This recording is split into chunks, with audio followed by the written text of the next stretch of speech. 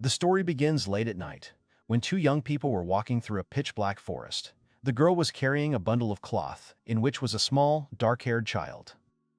After a while, they sat down to rest. The young man asked the girl if she was going to abandon the child. He doesn't know how many times he has to be told that he is cursed and they can't leave him. The girl replied that it was just a coincidence that his eyes and hair were black. The boy replied that the black color was proof that he was cursed. If they raised this child, then who knows what might happen to their village. The boy apologizes to the girl for yelling. The man tells her to look, he loves this child too, even though it is difficult, but they cannot know what will happen to their village then. The girl agrees and says that this is the king's order. She hugged the boy and said she was very sorry. The boy did not suspect anything and slept soundly in his blanket. The magical misty forest has a high concentration of magic due to the thick fog. Due to the poor visibility and the monsters that live here, this forest is considered very dangerous. Only a few dare to come here, except for illegal traders and adventurers hunting for monsters and their things. So one adventurer girl called a man named Karma and said that they had reached the extreme point. No one had ever gone further, they would continue on. The man turned to Sign and Tysus and asked how much magic and supplies they had left. Sign replied that they had about 60% of their mana left, and a couple of healing targets. Tysus replied that she had 70% left. If they split it evenly, they would have enough supplies for about 3 more weeks.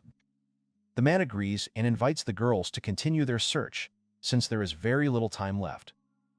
However, he asked the girls not to let their guard down. They didn't know much about this place.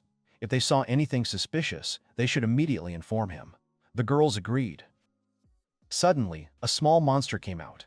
Karma said that this monster was not dangerous. Suddenly, they saw a very strange fruit. Karma added that adventurers who returned from this forest most often brought this fruit with them. Suddenly, the monster got angry and started attacking the group of adventurers. Karma took a fighting stance and started protecting his group. He ordered Tumor to cover from behind. The girl agreed and said that it would only be loud. Cian got furious and said that she would destroy the monster. Tysus told Sane to keep an eye on the fruit. It would all be for nothing if they lost it. The girl shouted at Karma to attack the marked spot, and she and Sane would help them. The girls started attacking this monster. They used their skills, Fast Arrow and Air Blast. Soon, all the attacks flew straight at the monster. Karma looked at the monster and wondered if they had really defeated it. The girl examined the monster and said that it showed no signs of life, which meant that they had won. Sane grabbed the fruit and said that it was whole. After a while, they already had 3 fruits. Tissa said that she could not even imagine how much money they could get. Sign added that each of them was worth 20% of the country's budget. Tysus agreed and added that this was until they encountered more dangerous monsters. Suddenly, Tumor asked everyone to be quiet. Suddenly, a voice was heard saying that they had good intuition. A young man came out and said that they also had excellent reaction, and it seemed that Margaret was not here. Everyone saw a young man standing on a tree branch. They did not understand who he was. Seeing his dark eyes and black hair, they realized that he was cursed. Tysus said he had black hair and eyes. However, the damned don't live long after birth, and maybe he just got painted or something. Sign said it was impossible for him to come to the forest dressed like that, because it wasn't normal. The young man looked at the little monster and asked the boys if they had really killed him. He also said that they couldn't do it without good skills in magic. It seems that they are skilled adventurers. The youth asked if he was right. Karma agreed and said that they are A-rank adventurers. They are here to take the precious fruit. The young man said that this was his territory and the boys were vandals. He ordered them to leave the fruit and get out of here, and then he would spare their lives. Tumor shouted at the boy and told him not to tell them what to do. They had fought fairly to take the fruit for themselves. They also said that there were 4 of them, and he was the only one, so he would beg for mercy himself. Karma agreed and asked why they should listen to him. The young man asked if they really meant to say that these fruits were more valuable than their entire lives. Tumor shouted to Karma and Tysus and said that he was most likely a common bandit, so they should kill him quickly. Sane added that they warned him that it would be better not to mess with them. Karma said that he felt sorry for killing them, so he offered to teach him a lesson and take him to the guild. The young man said that these adventurers had chosen death.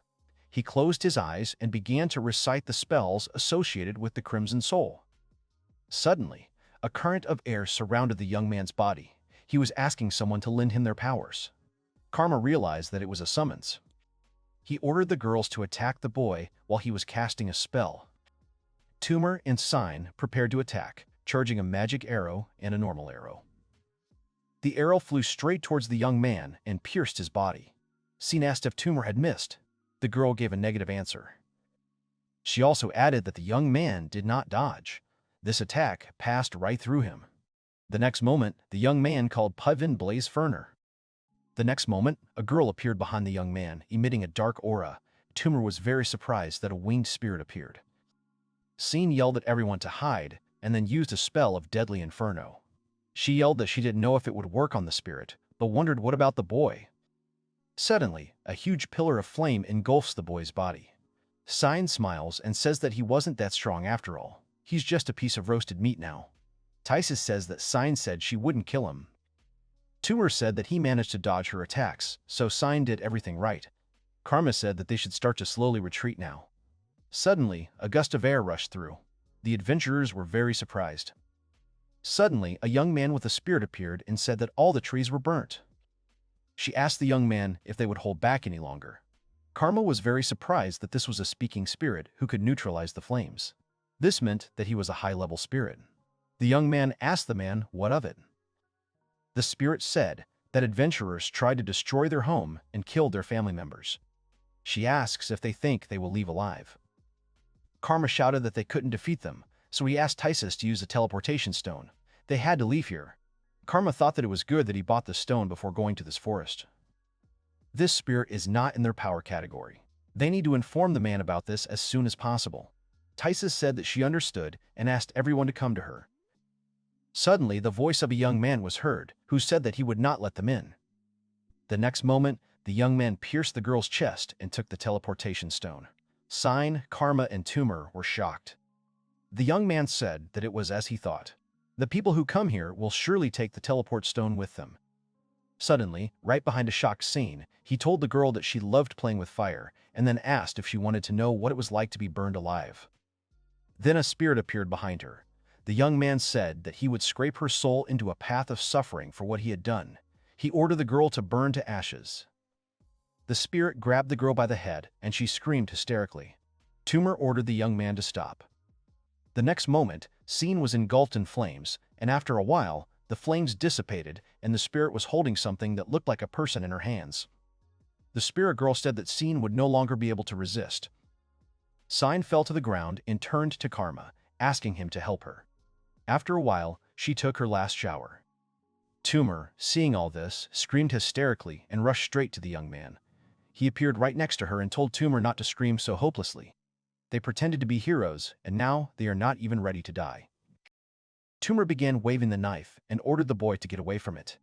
Suddenly the blade was almost next to the boy's eye.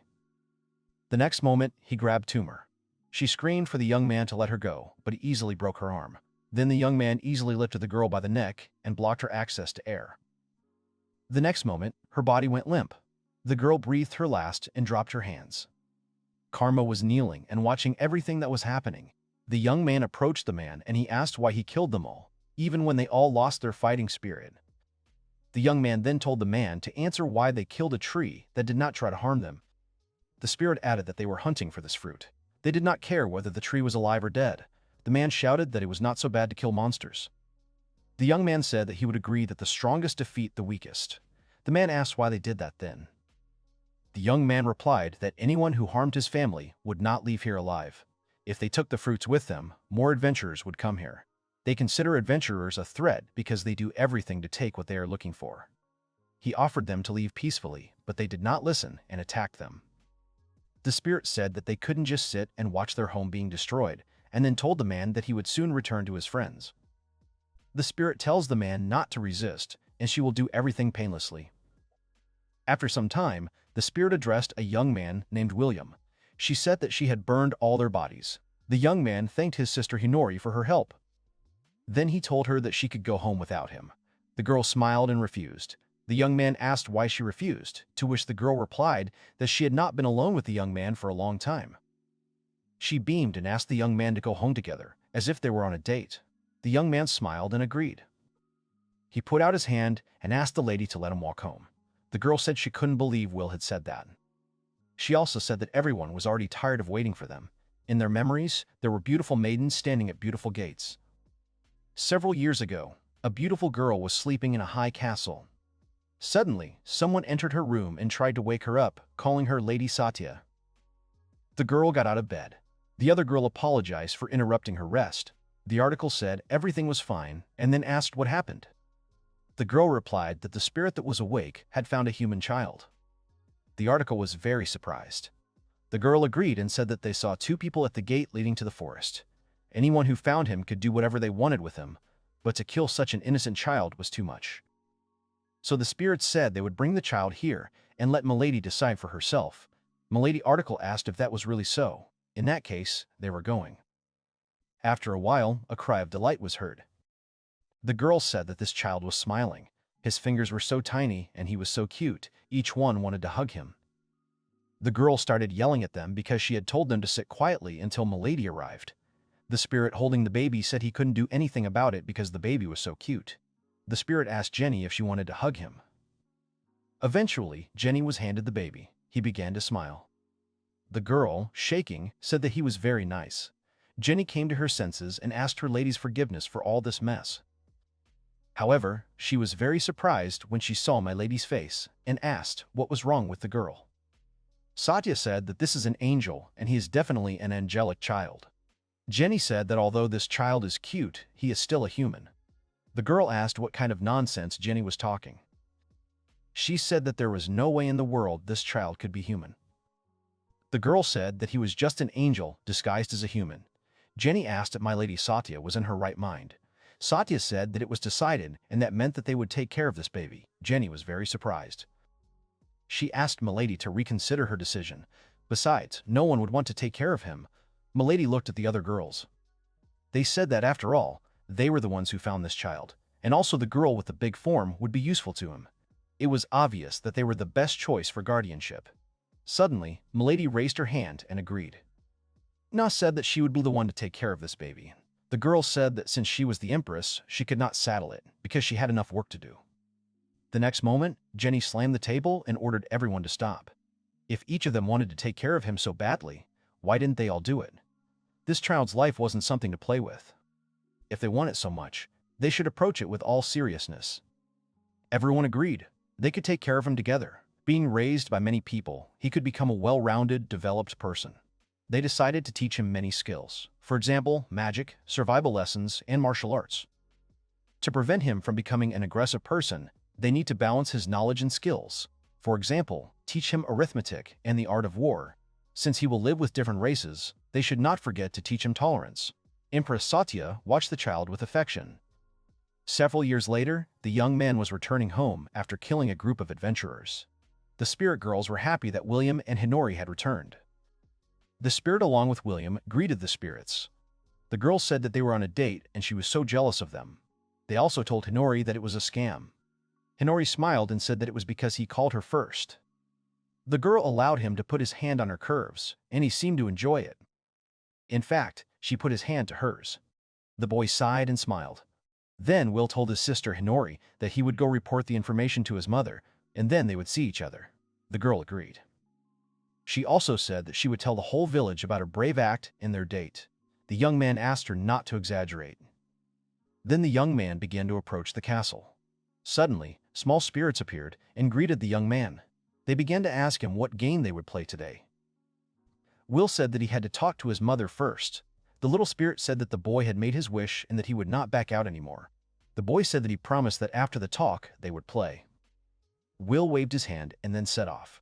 After a while, he opened a huge door and entered a room where Empress Satya was sitting, with servants standing next to her.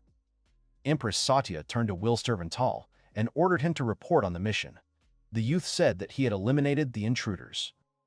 After a while, the girl got up from her throne and then rushed with tears in her eyes straight to Will. The girl plopped right on Will, and he couldn't stand it and fell to the floor with the girl. Satya stood up and asked the boy if he was really okay. She also started asking the boy if he was hurt and if he really didn't have any pain. The girl told the boy to be sure to let her know if he felt unwell. Will said that he was fine and also that he had destroyed all traces around the village. Satya replied that she was glad the boy had returned unharmed. If he had returned wounded, she would have gone mad. Besides, the spirits were supposed to handle it. That way, Will would be safe and she wouldn't have to worry. Jill stopped Milady Satya and said that she knew they were worried about Mr. Will, but since she was on the throne, she had to control herself. The other girl agreed. The Empress was also asked to calm down, as Mr. Will had only told half of his report. The girl sat down on her throne and said that if she both said so, then she would thank Will for his good work. Satya said that if they found their village, they would attack them immediately. People were cruel, and there were many of them. It was easy to imagine what trouble they would bring to her children. Will was able to prevent this disaster, so he can be proud of himself. Will said that he did not deserve such an honor. Satya said that she would ask the young man about this in more detail another time, but for now he should rest. The young man thanked the girl and then said that this was the end of his report to the Empress. He then tells the Empress, addressing her as his mother, that he is home. The girl immediately became happy and welcomed Will home. Will then turned to Ginny and Minnie and said that he had also returned home. The girls welcomed Mr. Will home. Will thought about his family, friends, and village. He realized that he would not allow anyone to lay a finger on them. At that time, a fire was burning in the forest. People were sitting next to the fire and the cart. One man said that luck was on his side. Who would have thought that he would be able to catch an elf? The other men said that they worked very hard for this. They are looking forward to the reward. The man replied that this time they had hit the jackpot, so he would pay them back properly. The men told the sir that he was very generous. Of course, that was if they got out of this forest alive. The man shouldn't worry, because they would just use their usual route. The man said it was a mistake to take someone with him. He kicked the girl who was sitting next to him. She apologized and said she was really sorry. The elf girl shouted at the man that he said that if she did not resist, the man would not hit her again. The man said that he did not hit her, but only kicked her, because the girl was very expensive. And unlike the elf, this girl is just a failed commodity. No one will care even if she dies. The other men said that a draft woman her age should at least have human-sized curves. The elf girl got very angry. The man smiled and asked the girl if she was sure about it. He could just give this girl to a brothel. The elf girl said she was sorry and had no choice. They sat down with each other while the men had fun. Suddenly, the girl draft heard something in the bushes. She looked and saw a snake crawling out of the bushes. Sometime later, near the castle in the thicket of the forest, a rumble and a crack were heard, as well as an explosion. Will dexterously moved from tree to tree. Hinari appeared next to him. Will jumped from one branch to another. The next moment, Hinari used her fire magic to attack Will. Suddenly, Will smiled and made a dash straight towards Hinari. He ended up right behind the girl and grabbed her. She tried to break free, but she couldn't. The girl said that she had lost again. They couldn't believe that the boy had jumped over her fiery plumage. Will said that she was constantly keeping distance between herself and her opponent. He thought that if he managed to get close, she would panic and use her spell. The girl replied that she knew about it, but she was surprised that the young man decided to take a risk. She had been losing a lot to him lately. She felt that she could not really help him, even though she was his sister. Will stroked the girl's head. He said that no matter what, she was still his sister. Besides, how could he protect her if he was still weak? He also says that the girl has always protected him. Now it is his turn to repay her in the same coin. Then he began to stroke her. Suddenly, the girl's voice was heard, who said that the boy and the girl were like lovebirds. The young man greeted his dear sister. She also spoke about her words and asked if it was not she who taught him to express his feelings through words. The girl said that the young man was right. Looking at him with Hinori, she immediately becomes jealous, so the girl apologizes to him. Hinori asked her sister how long she has been here. The girl apologized for interrupting her date with Hinori, but she was going to borrow Will for a minute. The boy said that everything was fine and then asked what had happened. The girl agreed and asked the boy if he knew the mercenaries who usually invaded the forest. They usually just ignore them because they pose no threat, but in this case, they captured an elf who had made a contract with a spirit. Will said he understood. He said that if the spirit knew where their village was, then the elf himself probably knew. He thought that would be a serious problem. The girl added that it seemed they were resting on the edge of the forest. They didn't know when they would invade the forest. They have one chance to destroy them here and now, so the boy must be ready. He must also make sure to summon her once he gets there. She asks him to summon her again. The boy asks why they don't just go there together. The girl said that everything was obvious. She would not receive the warmth of the young man unless he called her. Hinori said that her sister was right, and their strength was determined by how much love he gave.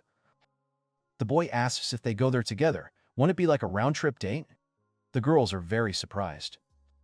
Hinori said that such a thought had never occurred to her. Maybe it wasn't such a bad idea, but she still wanted her body to be filled with the boy's magic. Sister told Will he was a genius. He came up with this idea in a flash, incredible of him. The boy asked the girls to stop. He was going there and would see what they were doing. He would call his sister later while she could rest. The girl agreed. The boy asked Hinori to lend it to her mother. Hinori approached her sister and asked her to take care of Will.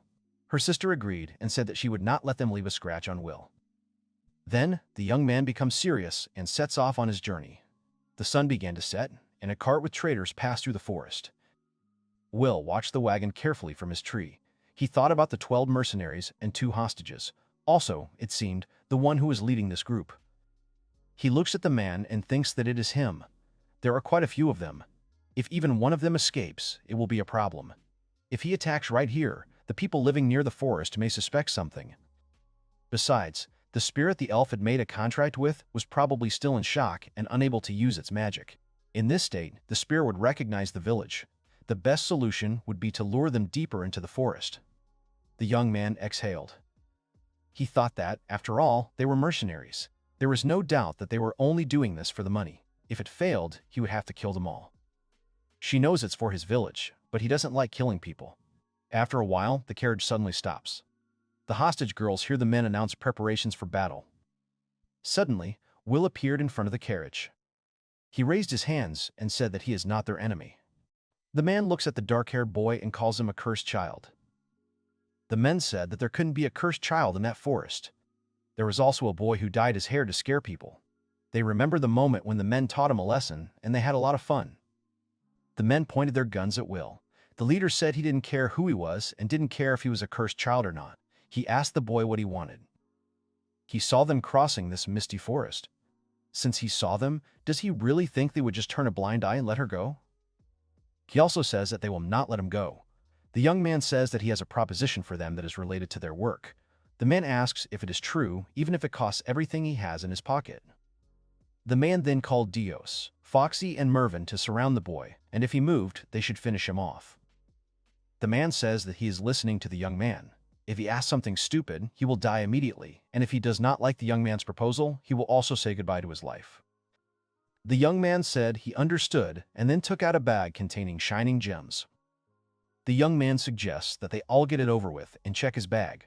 The man orders the others to watch him and orders a man named Egil to check what's inside the bag. The man said there was nothing suspicious. There were jewelry and gold. The man looked at the jewelry and thought it was worth the same as the elf. The man asked the boy what his offer was, and he would think about it. The man ordered them to put away their spears. Will thanked the man and introduced himself. He said he was an adventurer and a summoner. He asked the man if he could learn his name. The man says his name is Reed, and he is a dealer in illegal goods. He also has mercenaries around him that he pays to be his bodyguards. Will asked permission to call the man Mr. Reed. Then he said about his offer and asked if Mr. Reed was interested in spirits. The man agreed. Then William said that the spirits used by the summoner. He says that this is the type of spirit they are interested in. Will said that this time he came to the forest because he managed to get some information. According to it, high-ranking spirits live here. The man was very surprised. Will said that he saw that Mr. Reed was interested. He wants to make a contract with as many high-ranking spirits as possible. However, the monsters that live in the area constantly hinder him. He will be too vulnerable while he signs the contract, so his request will be to protect him during this process. As a bonus, after he signs the contract, what happens to this village is up to them. The man says that all these treasures are therefore the reward for this offer. It seems that Mr. Will do everything possible to conclude the contract, but he does not understand something. Why shouldn't his fellow summoners accompany him? It would be much cheaper. Will agreed and said that at least he thought so. He asked the man if he has heard of an A-rank team called Ishinaki. Macon. Rumor has it that they still haven't returned from that forest. People are starting to fear that forest, even adventurers. They all rejected his request. He had no choice but to enter this forest alone. But it seemed that he could not make a contract safely, so he decided to go back and accidentally met them on the way. This is the forest that is said to have taken out an entire A-rank team, and they are alone here. The man was very surprised. Will said that of course they would be careful. This forest was dangerous after all. Just so they knew, he had a reliable partner. He could handle 2 or 3 monsters on his own. If they wanted, he could prove it. The man asked Will to prove it to him. The young man agreed and began to summon the spirit. He says that the spirit who has a yellow soul. He calls him and asks him to cling to his soul and return the evil back to Earth. He orders the maiden of the yellow snake to come and calls Zemium Garcinia. Suddenly, a girl appears right in front of him. The man is surprised and asks if this is really a spirit. Will says that this is his partner, and she is the spirit of the earth, and her name is Radia. Seeing the reaction of the men, the young man grinned. Suddenly, a spell was heard that pushed all the men away.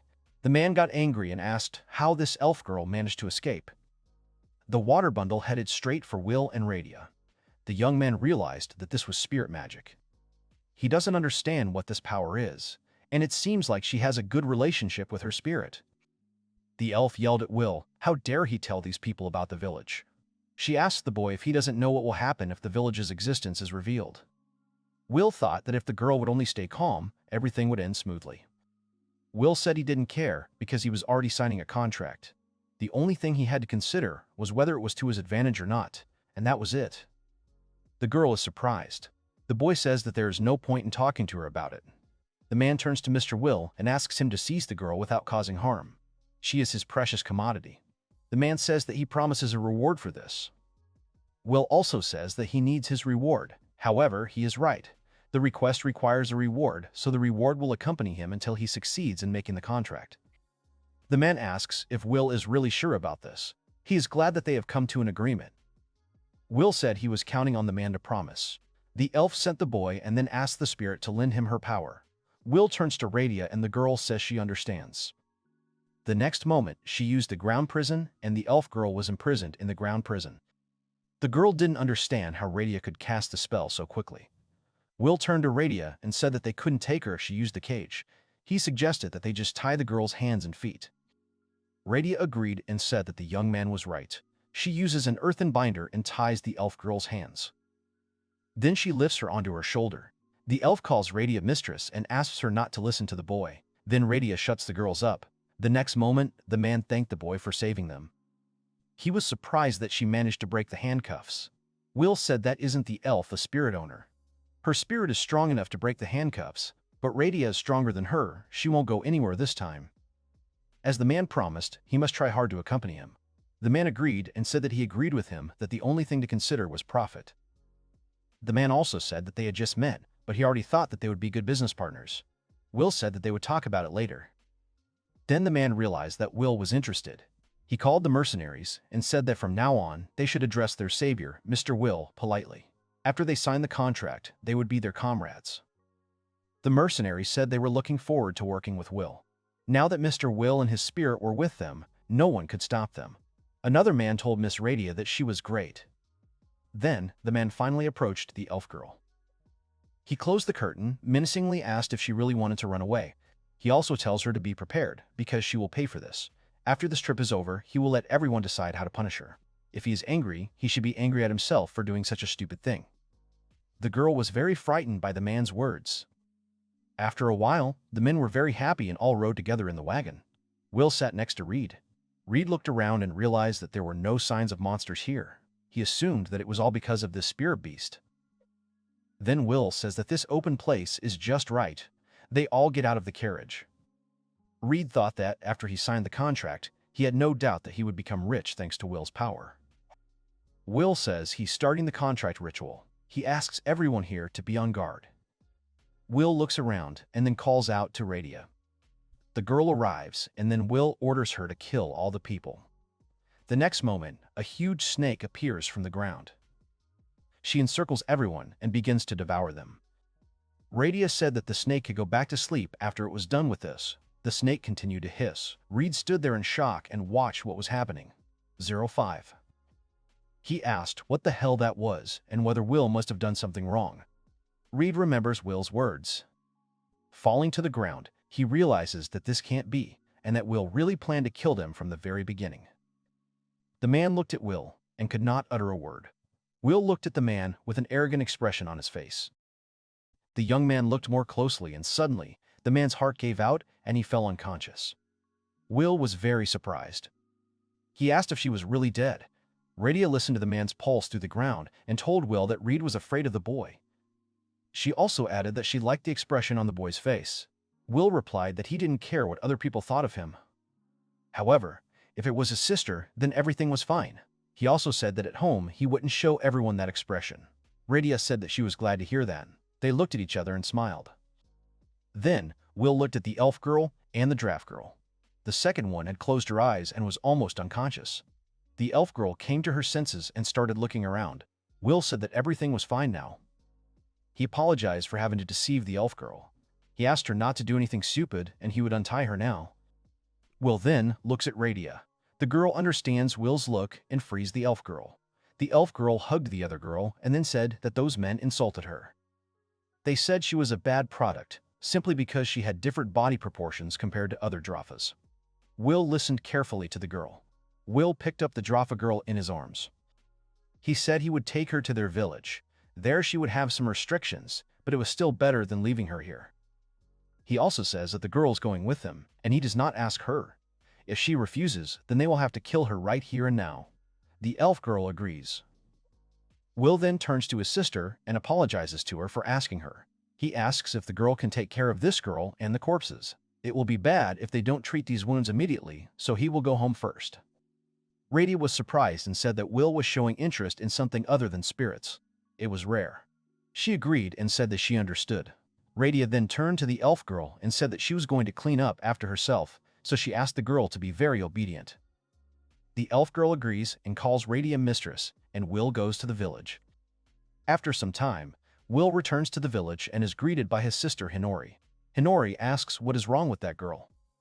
Will says he'll explain later, so he asks Hinori to report to Milady that he took care of the intruders and they rescued the elf and the draft. Sister Radia returns here with the elf. However, this girl is in critical condition, so he must heal her wounds. Will lays the girl on the bed and begins to use magic. Eventually, all the wounds on her body disappeared. Will says that should help, at least her life is no longer in danger. He looks at the girl and realizes that it is as if he is looking at his own reflection. He realizes that she is different from all the others. If it weren't for everyone else's help, he would have died. Hinori's scream was heard, saying that she had brought her mother here. Satya said that she had heard that the boy had brought the girl home and put her to bed. She said that the boy could not do that because it was too early for him. Will said that it was just a misunderstanding. Sister would explain everything to them when she returned, and he also told Hinori that she should never say anything so ambiguous that it would cause misunderstandings. The boy and Hinori start arguing. Will said that he couldn't believe the girl when she had such a smirk on her face. Hinori replied that the boy said exactly what the girl said. Hinori said it was because Will always seemed so calm. She wanted to see his worried face.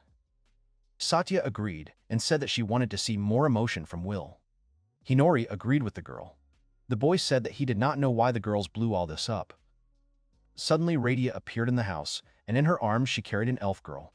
The elf told Radia that she was too rude and asked her to be more kind. Radia asked those present what was with her look, because she hadn't done anything to the elf girl. She throws out the elf girl and asks her to get on her feet already. The elf girl began to look around and asked Radia where they were. The elf said that this is the place where spirits have lived since ancient times. Only those who have visited this place know about it. She was very happy. Will told the girl that he could see that she was interested in this place. She had made a contract with the water spirit, and the way she acted during the raid, he thought the girl could be trusted. However, if he catches her betraying him, she is finished. He orders the girl to keep this in her head. The elf shouted at Will. How dare he talk like that in the house of Lady Radia? Suddenly, the man flicked the girl on the forehead. Will said he would explain the details after the draft woke up. Until then, she could rest. He turned to his mother and said he would call her after he finished preparing. The girl agreed. Radia drags the elf girl away with her. Will is left alone, looking at the draft girl lying on his bed. Will thinks he should rest. After a while, the girl draft opened her eyes and asked where she was. The girl was examining her hands. Will suddenly turned to her and said that she had finally woken up. He turned to the girl and asked her how she felt. The girl threw herself into the young man's arms. He asked her to calm down, because everything was fine. He said that those men had left. The girl began to look around and asked if the young man knew the elf girl who was with him. Will said that she was currently resting elsewhere. He would allow her to meet her later when he explained the situation. Moreover, he demanded that she take off her clothes. The girl was very surprised. She became embarrassed and asked the young man again. The girl shrank and said that the young man was going to do it anyway. She would do everything he said, but asked him not to hurt her. Will told the girl not to worry because it didn't hurt. If she was so worried, she should just close her eyes and think about something else, because it would all be over soon. The girl agreed. Then he took off her clothes and said that they now needed to go outside. The girl was very scared. She was surprised and asked if the young man really wanted to do this outside. Then the girl saw that they had come to some lake. Then the young man took off his clothes and, grabbing the girl, threw her into the lake. The girl came up and said that she was drowning and asked her to help. Will told the girl to be quiet because it would be difficult to wash her if she kept wriggling like that. The girl asked what the young man was going to do with her. Will asked why he would do anything with her, let alone have children if he had just met her. Besides, the girl was still a child herself. If a girl carries a child while her body and body are still growing, that child and her own health will be at risk. He told the girl that she must remember this. The girl asked why the young man had taken off her clothes then. Will said that she was strange. Isn't it necessary to take off your clothes to bathe? The girl began to cry. Then the young man began to wash the girl's hair. She asked what it was because this foam smelled very nice. Will asked if she really liked it. It was a product that cleansed the hair and body. The young man then asked the girl to hold her breath for a second. Will then said that everything was great and the girl's hair became cleaner and straighter. Then came the next stage, washing the body. He asked the girl to turn around. The girl replied that she wanted to wash her body herself. Will said that they did not have much time to wash her because they were expected. She should be silent and not resist. After a while, the girl was washed and dressed in clean clothes. Will told the girl to wear this for now. Then Will shouted that they were finally done, so he asked everyone to come early and use their magic. Suddenly, little spirits appeared and asked Will to play with them. They also said that it was very beautiful and simply incredible here. The girl thought that they usually didn't appear in public, although it happened occasionally. She looked at Will and realized that this man had such a kind face. She didn't think she had ever seen anything like it. Will then told the spirits that they had to go because they were expected. Then Will and the girl set off. He walked into the room and apologized for the delay. The girl saw Mel and rushed straight to her. The elf girl was delighted and, spreading her arms, turned to Kuna and asked if it was really her. The girl asked if she was okay. Suddenly, Radia grabbed the Kuna and asked her to calm down. Will said that he could see that both girls were fine. They had not yet introduced themselves. The young man said that his name was William Servantal and that he was Satya's son. Servantal, the queen of perfumes. In any case, he wants to talk to the girls. First of all, he asked the girl to tell about herself. The elf girl was surprised that humans are the children of the spirit queen. Everyone looked at her attentively and silently waited for her to start talking. The girl thanked them for helping them that time. She doesn't even know how to thank them. Her name is Maldina, and she is an adventurer who travels from one place to another. Another girl said her name was Kunaria, and she was traveling with Maldina. Suddenly, Will said there was another one. He repeated himself and told her to stop hiding because he felt uneasy when he pretended that she wasn't there. He also asked if she would just keep quiet. Maldina was very surprised. Suddenly, someone said that the boy could actually see her. She tried to make sure that no one but Maldina saw her. She thanked the boy for helping Maldina and Kunaria. She said that she is a water spirit and has a contract with Maldina. The spirit's name is Miserio, and she is a spirit but grew up as a fairy. She doesn't have much magical power. Satya repeated the names of Maldina, Kunaria, and Miserito and said it was complicated. She was surprised to hear that Will had brought someone with him. All three of them had such clear eyes. She hoped that revealing their existence was a good idea. Satya then approaches Kunaria and strokes her head. She says that, as Will said, there is evidence that the circulation of magical power has been disrupted. Will says he noticed something when he healed her. When he poured the magical power into her, it didn't spread throughout her body. He asks if this has happened in the past, when the fever lasted for a long time. Kunaria agrees. He says he has the same problem. He had the same problem when he was a child. Because of this disease, the magical power in the body cannot circulate normally. In most cases, people die from fever. Kunaria's actions will be hampered by disrupted magical power. A large amount of physical energy is used, which can lead to fatigue and growth failure. Kunaria said that William seemed to be growing in the right way. Will said that the disease was curable. It was just a matter of restoring the original circulation path. Also, in his case, his family helped him through it.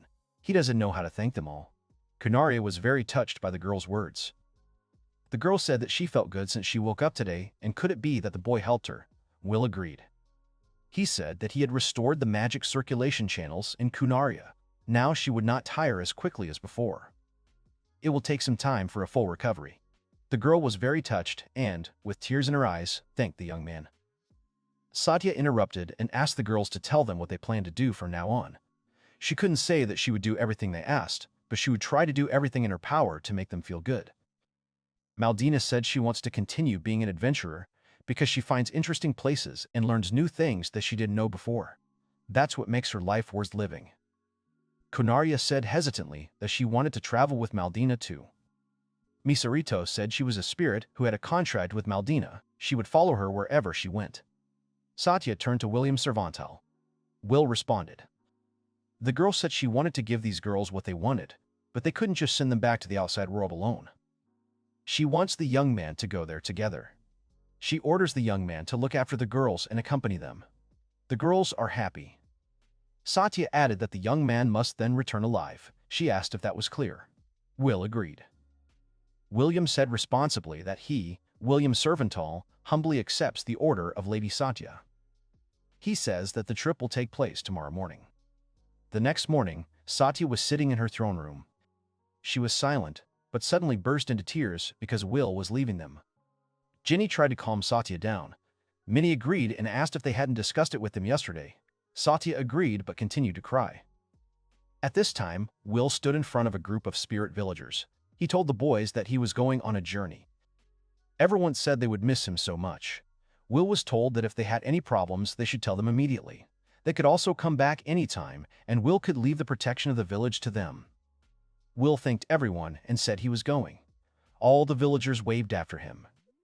After some time, the young man told the girls to be careful.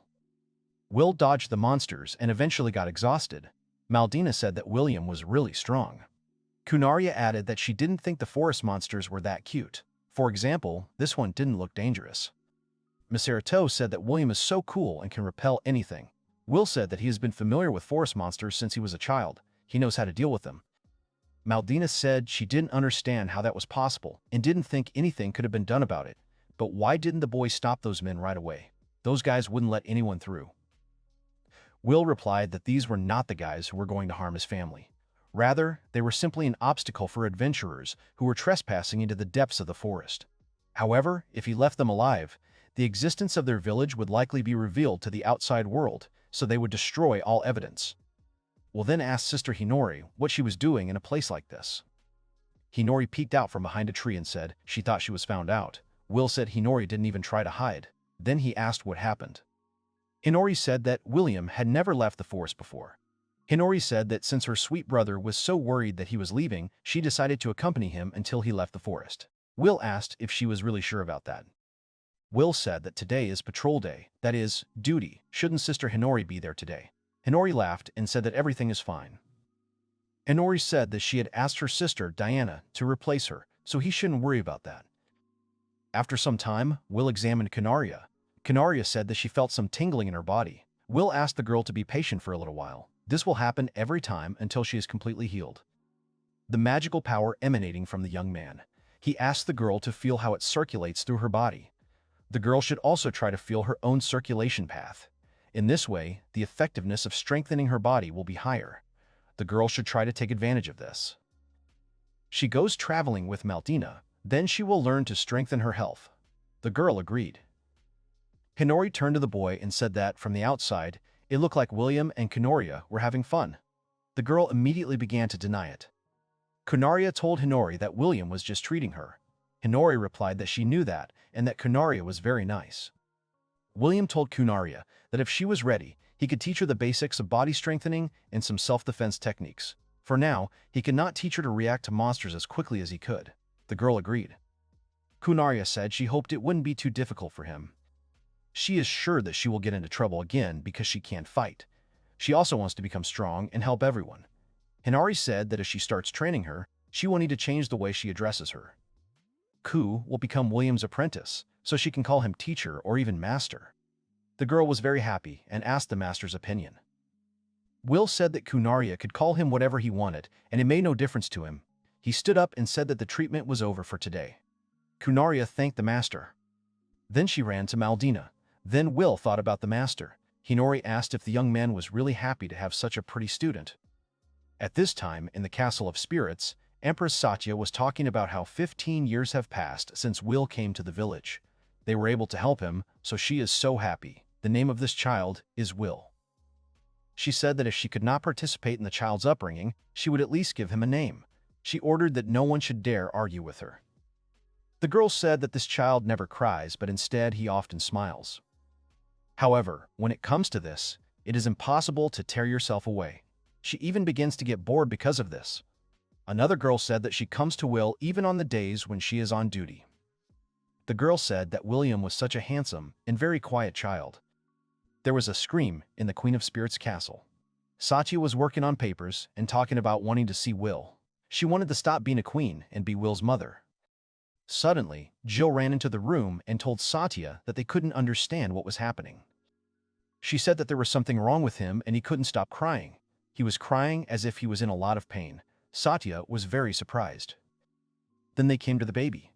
The spirits did not know what to do because William was crying so much. He had never cried so much before and did not look like he was in much pain. Satya ran into the room and asked if Will was okay. She asked what had happened to him. The girl replied that they didn't understand.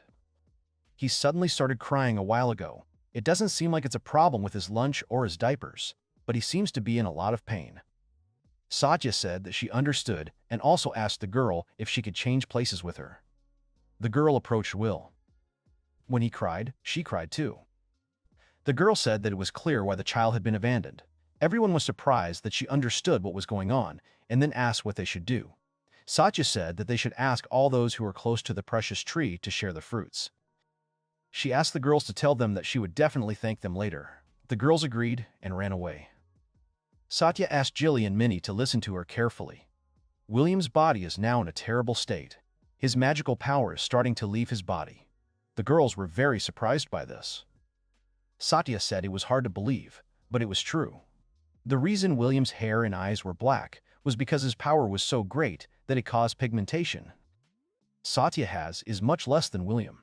Everyone was very surprised. Satya added that he had a lot of magical power. It continues to accumulate in his immature body, which has not yet grown up. Usually, magical power is simply released, but it is impossible to release magical power at such a young age. Moreover, it is beyond the permitted amount. The magic has nowhere to go, and it begins to get out of control. If we leave things as they are now, this child will certainly die. That is why they must intervene. This was the reason why his parents died and left this child. They probably didn't know that the reason was because of the release of magical power. Everyone was surprised that William would die, even though he was so small. They asked Satya if she could do anything about it. Satya told the girls to control themselves. Satya said that William was desperately fighting for his life, so how could they give up? If they could get some fruit from the precious tree, it would be much better, but she was afraid that it would not solve the problem completely. Now she needs to release the magical power of this child, and then one of them must make a contract with this child. He will become the vessel that will receive the magical power. If she makes this pact, when the magic starts to break out, no one can stop it, so she asks one of the villagers to do it. Suddenly, Hinori appears and says that she will do it. He is so small and she will not let him die. She asks Satya to let her do it. Satya tells Ginny and Minnie that she leaves the rest to them. Once the magic starts to be released, there's nothing she can do about it. If anything goes wrong, they have to evacuate everyone in the village. She asks the girls if they understand. She ordered them not to even try to argue with her. Everyone was very scared.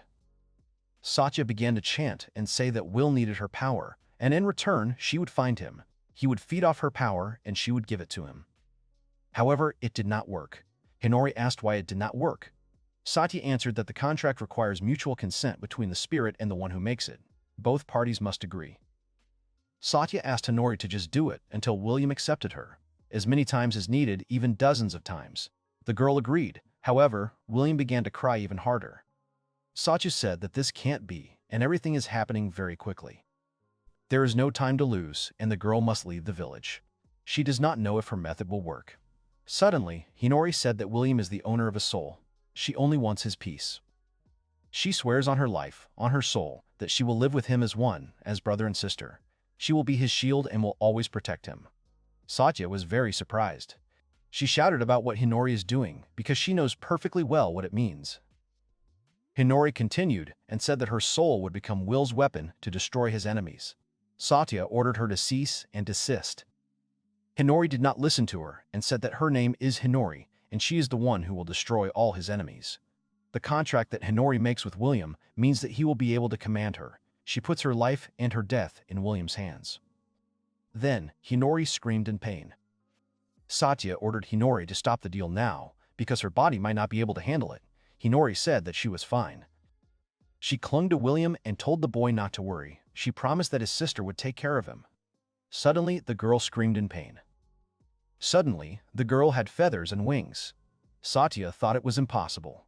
Hinori did not have enough magical power to transform into a higher-level spirit. She has never seen anything like this, and cannot believe that she has turned into a spirit animal. Hinori asks Satya what will happen to her. Hinori said that William was safe now and should be happy. Satya said that William was indeed fine. Satya and Hinori began to hug little Will. Satya stroked the sleeping Hinori and said that she did everything she could. She was able to save William's life. Sometime later, the man was sitting in an empty establishment. He was talking about how it had been almost 2 months since the demonic sword had appeared in the forest. Could it be that it had disappeared? He remembers the group of adventurers and tries to figure out if he should continue preparing. After a while, Mal told Will to look straight ahead. There was the city of Phelan, a place where hatred is illegal. It is one of the few countries where the law strictly prohibits it. Will said that they were all different races. Mal said that in that case, she had heard that black hair and black eyes were an abomination that wrought bad luck. But despite him, she thought that was just a rumor. Will said he was lucky to be alive. He wasn't supposed to last a year. Mal asked if that was true. Will said that what humans call annihilation is that abomination. Simply put, it's an overabundance of magic. It can be said that the amount of magic power in such cases is excessive compared to ordinary people. It takes about a year for the hair and eyes to turn black from the accumulated magic, and the rumors to stop. This is called the disappearance of a vile child. He is alive because his family risked their lives to save him, and that is why he is here. The girl smiled and understood. Mel said that Will wouldn't be treated badly in Vatican territory, although, of course, people might react unexpectedly to that. Will said it didn't matter what others thought. This was his first time in the outside world, and he would follow what more experienced adventurers told him. The girls agreed. Kunaria said that when they told her story, she was so worried that she would never be able to grow up. However, she must be strong both physically and mentally. Then they stepped onto the stone surface. Will said that meant they fenced their territory with stone to demarcate. Mal said that was not true, surrounding cities with such a fence if used as a barrier. Will said it was a barrier. If Sister Hinori were here, she could remove their magic on the fly, and Sister Dia could neutralize them in an instant. Mal told Will to stop and not to underestimate them. If you look at the barrier in the village from their point of view, then this barrier has an abnormal level of magic. The guard noticed the new arrivals and welcomed them to the city of adventurers, Fallen. He asked if they had identification. Mel said that she and the child have an ID. This man just came from the countryside and does not have an ID yet. She will ask the Adventurers Guild to make one for them. The guard agreed, and then let the new arrivals into the city and wished them to enjoy the city. Then the heroes walked around the city. Mel called Will and told him to follow her so as not to lose the way. They reached the right place. The girl greeted the new arrivals and asked if she could help them. Mel said her name was Maldina, and she was B rank. They came to register these two adventurers and then asked if they could help them with it. Suddenly, the visitors began to whisper that it was Maldina, who was a necromancer. It seemed that she could freely use water magic to keep her enemies away from her. They heard that she could even cut through the shell of a metal turtle. Suddenly, a man addressed the young man. He asked Will why he dyed his hair such a nasty color. He doesn't think he can get away with it. Adventurers don't like that. The female administrator told Kadza that manipulation was not allowed in the guild. The man said that people who try to get a job based on their appearance alone were not so good. Will said he didn't understand what the boy was angry about, but the black eyes and black hair were his own. Everyone in the guild was very surprised. Kaza said he didn't believe the boy. He went to the administrator and said that if his story was true, then that meant he was a cursed child. How could they just leave such a dangerous guy in their city? Mel interrupted him and asked if they could stop talking about her friend like that. It was true, but the master wasn't dangerous at all. Kaza chuckled and said it was no wonder they didn't understand. They were just some cowgirl and an elf. The black-eyed, black-haired people were dangerous. Mel said they knew they were called cursed children. Kaza said that it was indeed a cursed child. He also added that the girls knew how dangerous this guy was and still brought him to this city. He asks if they realize what they have done. Mel said she didn't care about their circumstances. Besides, if he was who they said he was, would he even exist in their world right now? Kaza told them not to regret it. He would be leaving the city soon and did not want to die. Mel thanked him for more advice, but they had been through enough together. He believed his experience more than their stories. Mel apologized to the receptionist for the interruption. She would also have to ask her to do something. The girl asked to fill out this registration form in that case. If Will wanted, she could fill it out for him. Will said that everything was fine and he could write. Then he filled out the papers. The receptionist said that everything was correct. They would soon give them an ID card, so they should wait a little longer. Suddenly, a man burst into the room. He walked up to Will. Koza was talking about. He doesn't know what he's thinking. However, he thinks that the boy can't do whatever he wants in the city. Will said he didn't need the man telling him what to do. He was interfering with the process, so he should shut up. The man got angry and said it seemed Will didn't know how to listen. He would listen to him until he threw him out on the street. Then the man and his charges went outside. Will asked the receptionist that isn't this the person who is usually asked to leave. He then turns to the receptionist and says that he will be back soon, so he asked her to complete the document submission process. After a while, Will goes outside. He is met by a man who is rubbing his fists. Mal turns to Will and says that he can fight the man, but he cannot kill him. Will was very surprised and asked if he really couldn't be killed. The girl said that if he killed him in such a public place, it would hinder his further actions. He could render him incapacitated. Will said he understood and added that he just needed to incapacitate the man without killing him. The man then asked if they were really done whispering. Then he said that he was not throwing the girls out, and maybe they would be taken care of so they didn't have to worry. Will said that if the man had time to talk, why not call Will later? Suddenly, a figure appeared behind him, trying to grab Will, but it didn't work. Will deftly pinned the attacker's head to the ground, then said that it was very unexpected. He asked if it was a greeting. The man got very angry. Will told him to try to overcome him. These were very unexpected attacks, so he doesn't even know if it's good or not. The man demanded that Will shut up. Suddenly, he ordered all his charges to grab Will. The next moment, the young man stopped one of the attackers and then threw him aside. Will lunged at the second man and threw him aside as well. He then moved towards the third one and eliminated him with a punch attack.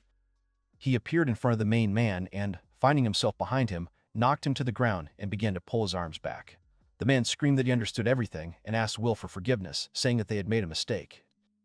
Will told the man that he was not so kind as to forgive his opponents and let them go unharmed. Will said that he would mock the man with his left hand. The man began to scream hysterically. The people who looked at him were surprised and said that they would rather give up. After all, this is a cursed child who almost killed their comrade. Will went to the men and told them to thank Koji for making their lives difficult. If they were satisfied with this arrangement, they could fight again. The men turned away. The young man turned and walked towards Mel and Kun, and then they all went into the Adventurers Guild together. After some time, the three of them entered the Adventurers Guild. They are met by a man who calls William by name. He apologizes and asks the young man if they could talk about one matter. Will was surprised and asked the man who he was. The man said that it was a bit rude, but his name was Shazar, and he was the head of the Adventurers Guild. Since he was responsible for the guild, he had to find out what was going on. He hoped that Will could help him with that. Will said that the man saw that one of his guild members had attacked him, and that was why he had struck back. That was all he wanted to say about the situation. The man chuckled and said he didn't mean to blame Will for that. This might seem a bit long-winded, but he wanted to ask him something. He asks how a man who was born a cursed child could grow up to be such a decent person. No matter how much he read various literature, he had never heard before of a child who lived longer than a year. He asked William if he could tell the man his story. He can't treat him specially, but he promises that he will make sure that he and his friends in the guild are not disturbed. Will agrees and says he needs a bigger place. This is necessary to prove the truth of his story. Preferably, do it outdoors. The man says he understands and says that the Adventurers Guild has a training camp. They can go there. Will says that if anyone wants to hear the story, the man should let them. It's hard to explain the same thing every time.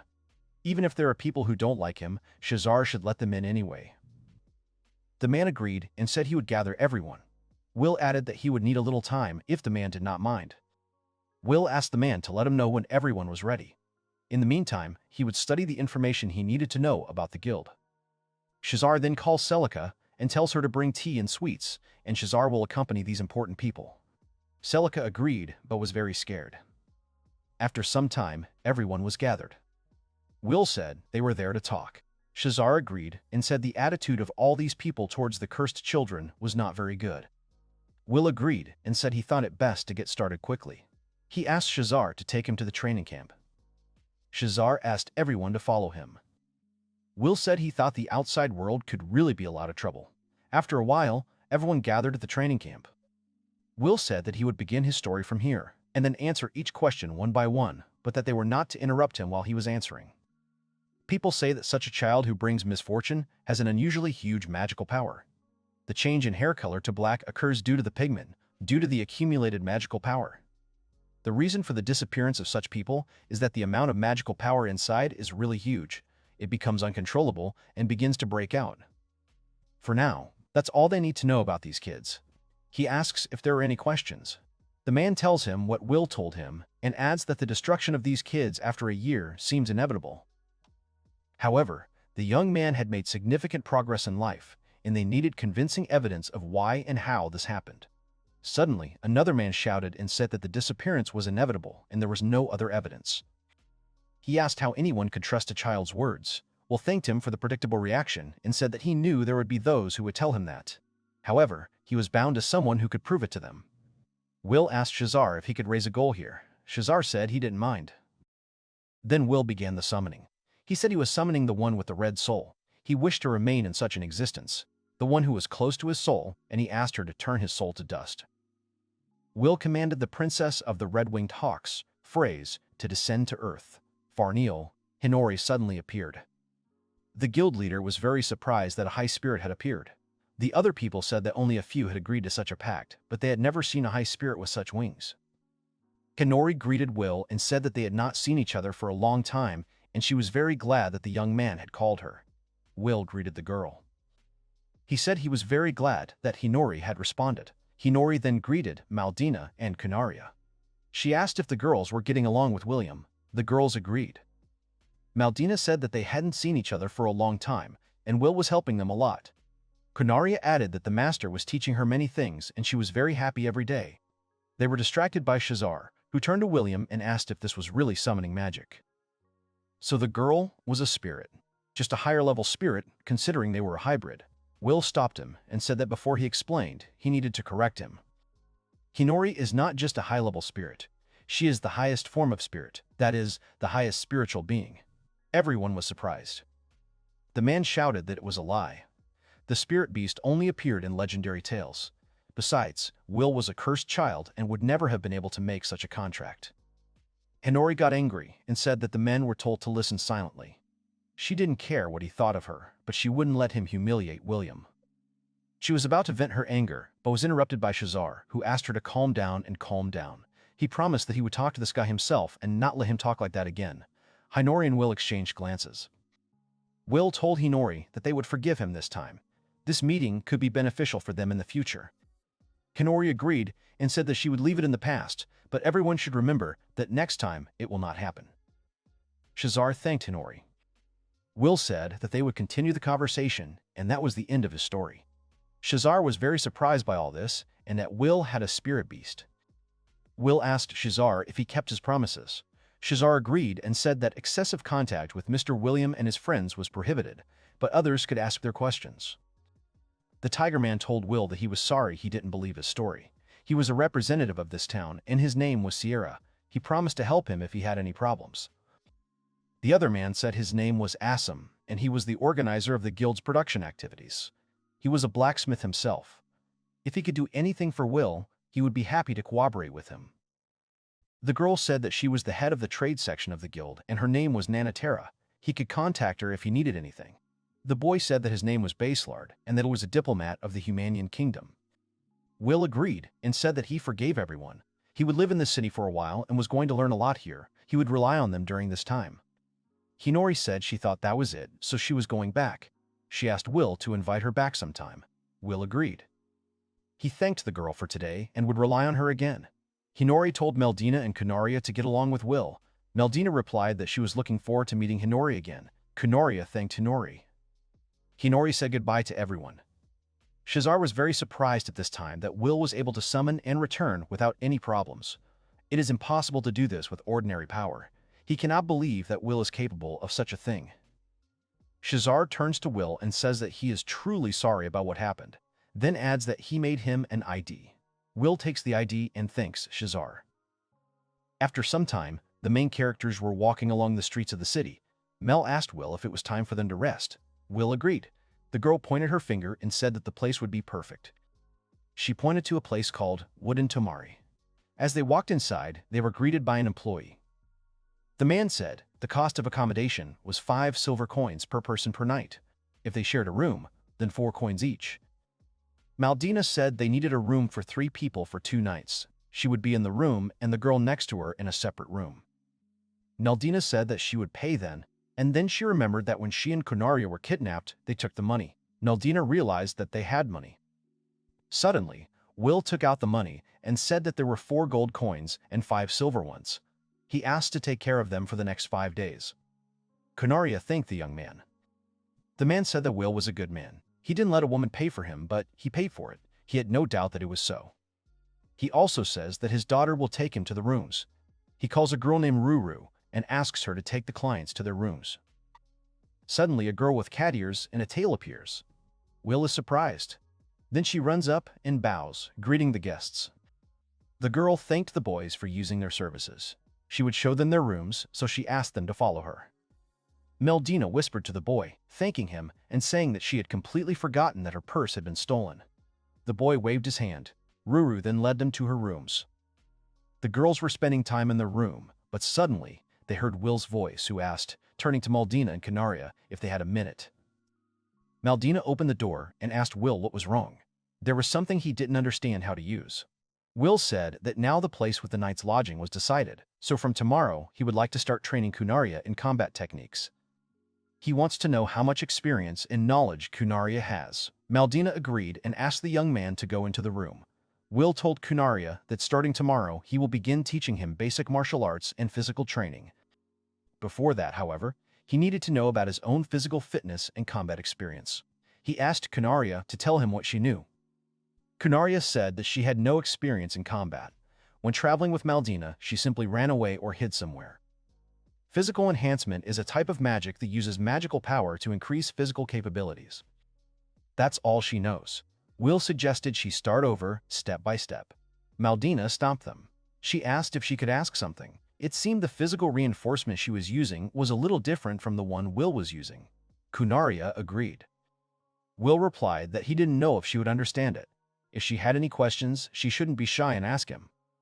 Will continued and said that as he had told Kunaria, physical enhancement was magic that enhanced physical abilities. For example, if Kunaria's own physical ability was 1, then you need to improve your physical abilities with magical power and increase your physical load to 3 or 4. Maldina said that Will says you can work up to 3 or 4. There are individual differences in physical fortification, and there are limits. If you fortify your body but exceed this limit, your body will be damaged. Will asked Maldina if she knew what physical fortification was. Maldina replied that she knew that a vanguard with magical power, like warriors with magic, was more effective than a simple mage. Will said that it was not like that at all.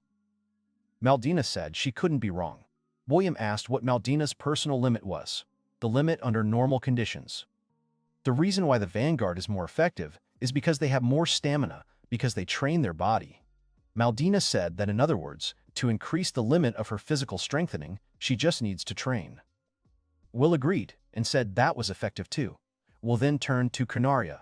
If you put more into a vessel that could break than it can handle, and they still want to use it, he asks how to use it. Kunaria said to fill it slowly and carefully. Maldina asked for an answer, but Will asked her to be quiet. He said that the girl needed to hurry with the answer. Even if she filled it slowly and carefully, the vessel could still break. Kunaria asked what she needed to do to use the vessel safely. Then she became happy and said that she needed to strengthen the use. It would be much safer that way. Will said that was the correct answer. Strengthen and simply increase strength. If they strengthen the body beyond its limits, they will take damage. If they simply strengthen their body, they will not take any damage. The amount of magical power consumed will increase. Maldina began to train and asked if she was doing it right. Maldina said that she thought stereotypes were holding her back. Kunaria said that it seemed like Maldina was just now getting the point. She asked if she could try. Will said that Maldina had been able to strengthen her body, but it wasn't about feeling healthier. He thinks that Kunaria, who knows nothing, will be able to learn faster. Kunaria asks if that is true. Will says it depends on Kunaria's efforts. Today they have practice to feel the magical power that circulates inside, and tomorrow the full training will begin. Kunaria said that they will try. After some time, Kunaria and Will were training. Will said that because she was too focused on the enemy, her magic power was chaotic. He ordered the girl to concentrate. The girl agreed. Will told the girl to remember the circulation of magical power, even when she can't move. If she mentally penetrates every corner of her body, then this action alone will speed up your recovery. Maldina said that she saw it every day, but William's magical powers and skills are at the highest level. Usually, it is ineffective to transfer magical power to other people to transform it. Will said that he had been sharing his magical powers with spirits since he was a child. Transferring magical power is not difficult if he does not know the right amount. Maldina said that this is not considered normal. The water spirit asked Will if he could give her some of his power then. Will said he was fine with it. However, if she took too much magic, she would no longer be able to take Maldina's magic. Will asked if that was true. Maldina asked Will what he thought. Will said that, in essence, the quality does not change when transferring different types of magical power, but he does not know how good an idea it is. Will said that you can transfer magical power between a spirit and a performer. Maldina said that when she signed the contract with Miserio, she felt like she was connected to her. After that, she did pretty well. That's why she didn't think much about it. Will said it was a feeling of connection. They call it resonance. Those who made the contract were connected on a soul level. Because through this connection, the magical power is also transformed into quality. This makes it easier to transfer magic. Will then asked Kunaria if she was okay. Kunaria stretched. Will added that he could see the whole problem now. Kunaria had very poor energy coverage due to her small stature. There was potential for growth in the future, though. They should train with weapons that she could use, and that would complement her even after she grew up. Miserio said that if Will was comfortable, the bow would work. Will said that Kunaria was probably related to the cow race, and when she grew up, the bow would need to be made a little bigger. Kunaria was frightened and asked if it would really tear her form apart. The girl cringed. Will said he could recommend a spear or an axe for that. If she wants ease of use and movement, then she can choose a spear. If she wants a devastating blow, then she should choose an axe. You can choose the weapon that Kunaria wants. The girl said she wanted to use an axe. Maldina said that Kuna would be fighting for the first time. Maybe she would choose a spear. Isn't it easier to handle, as Will said? Kunaria agreed. She said that she knew it was better to choose the weapon that Mao and the master spoke of. But this would be her first battle, and her weapon. She thought that at first she would not be able to fight well, no matter what weapon she chose. That's why she wants to use the axe, because she hasn't used it before. She wants to gain strength. Maldina said that she understood Kunaria's feelings very well. The young man replied that from tomorrow, in addition to strengthening their bodies, they would do Western-style exercises. Miserio said that Will spoke so calmly about everything. Maldina asked the boy if everything is okay. She has never seen Will use an axe. She asks if the boy is sure he is ready to do this. Will replied that he could use any weapon as long as it was basic. His family trained him, so he was trained in many ways. Fists, like his body, cannot be fragile. Kunaria wondered if someone like her could ever be that strong. Suddenly, something frightens her. Will says he doesn't know what the girl is worried about, but he will take care of her, so she shouldn't worry. He won't miss a single blow from her. She asks the girl if she is ready. Kunaria smiles and agrees. She thinks that the master says that he will teach her everything, so she will become stronger. Will says that the girl will have to choose a weapon first, so they come to the city to choose a weapon at the shop. Will says he doesn't think they need one. Kunaria asks what they do. She heard it was in the gun shop. She thought it looked good. Will said that there might be problems with the blade. It's not very well sharpened. The blade is uneven. It will most likely break quickly. Mal asked if there was a weapon that would be worthy of Will's attention. Suddenly, a man calls Will. Will asks if he remembers correctly that the man's name is Assam. The man is surprised that the boy remembered his name. He asked if they were really looking for weapons and armor or just hanging out. Will said that as far as he remembered, Assam was in charge of the manufacturing side of the guild. He was looking for weapons for Kunaria. They can't find a good weapon. He asks Assam if he knows a suitable store. The man thought for a moment and said that judging by William's eyes, they were not happy with the weapons they had seen in the stores nearby. He was very curious. He offered the young man to take them to his store. The best quality in this town is undoubtedly his shop, and he is very proud to be the best at it. Will said that was comforting. He was just starting to think about going to another city. Kunaria thanked Assam, and then they all headed to the man's shop. Naldina said that it seemed like a long walk. Kunaria agreed. After a while, Assam said that they had arrived. Kunaria was surprised and said that it was a dead end. Will asked if Assam's shop was really underground. Assam was surprised and said that Mr. Will had already guessed. Assam said he only sells guns to people he can trust, so the shop is underground, out of sight from the main street. Then suddenly, a passage opens in the brick wall. The man invites everyone inside. The man asks them to look around. He invited everyone to the Eagle store. Maldina looked at the goods and was very surprised. The weapons were so good that they could not even be compared with those in other stores. Kunaria was very happy. Assam said they seemed to like it, and that was the main thing. Every weapon they saw here was a masterpiece. He also said they could take their time. Will decided to look around and notices an axe and a barrel. Suddenly, his name is Kunaria. He gives the girl this axe and asks her to take it and try it. The young man looks at the axe and tells the girl to be careful. This is the best weapon in the shop. He doesn't even know how it was processed like this, and judging by its magical conductivity, it contains mithril. But despite this, the weapon is quite durable, and this does not weaken the destructive power of the axe. To be honest, he thought such a treasure existed. Assam laughed very loudly and said that William had figured it out at first glance. The axe was made of a special metal, a mixture of tamahagan and mithril. It has excellent efficiency, but because the color itself is dull, most people do not find anything remarkable about it. However, the young man had made a contract with a spirit beast. This made him interested.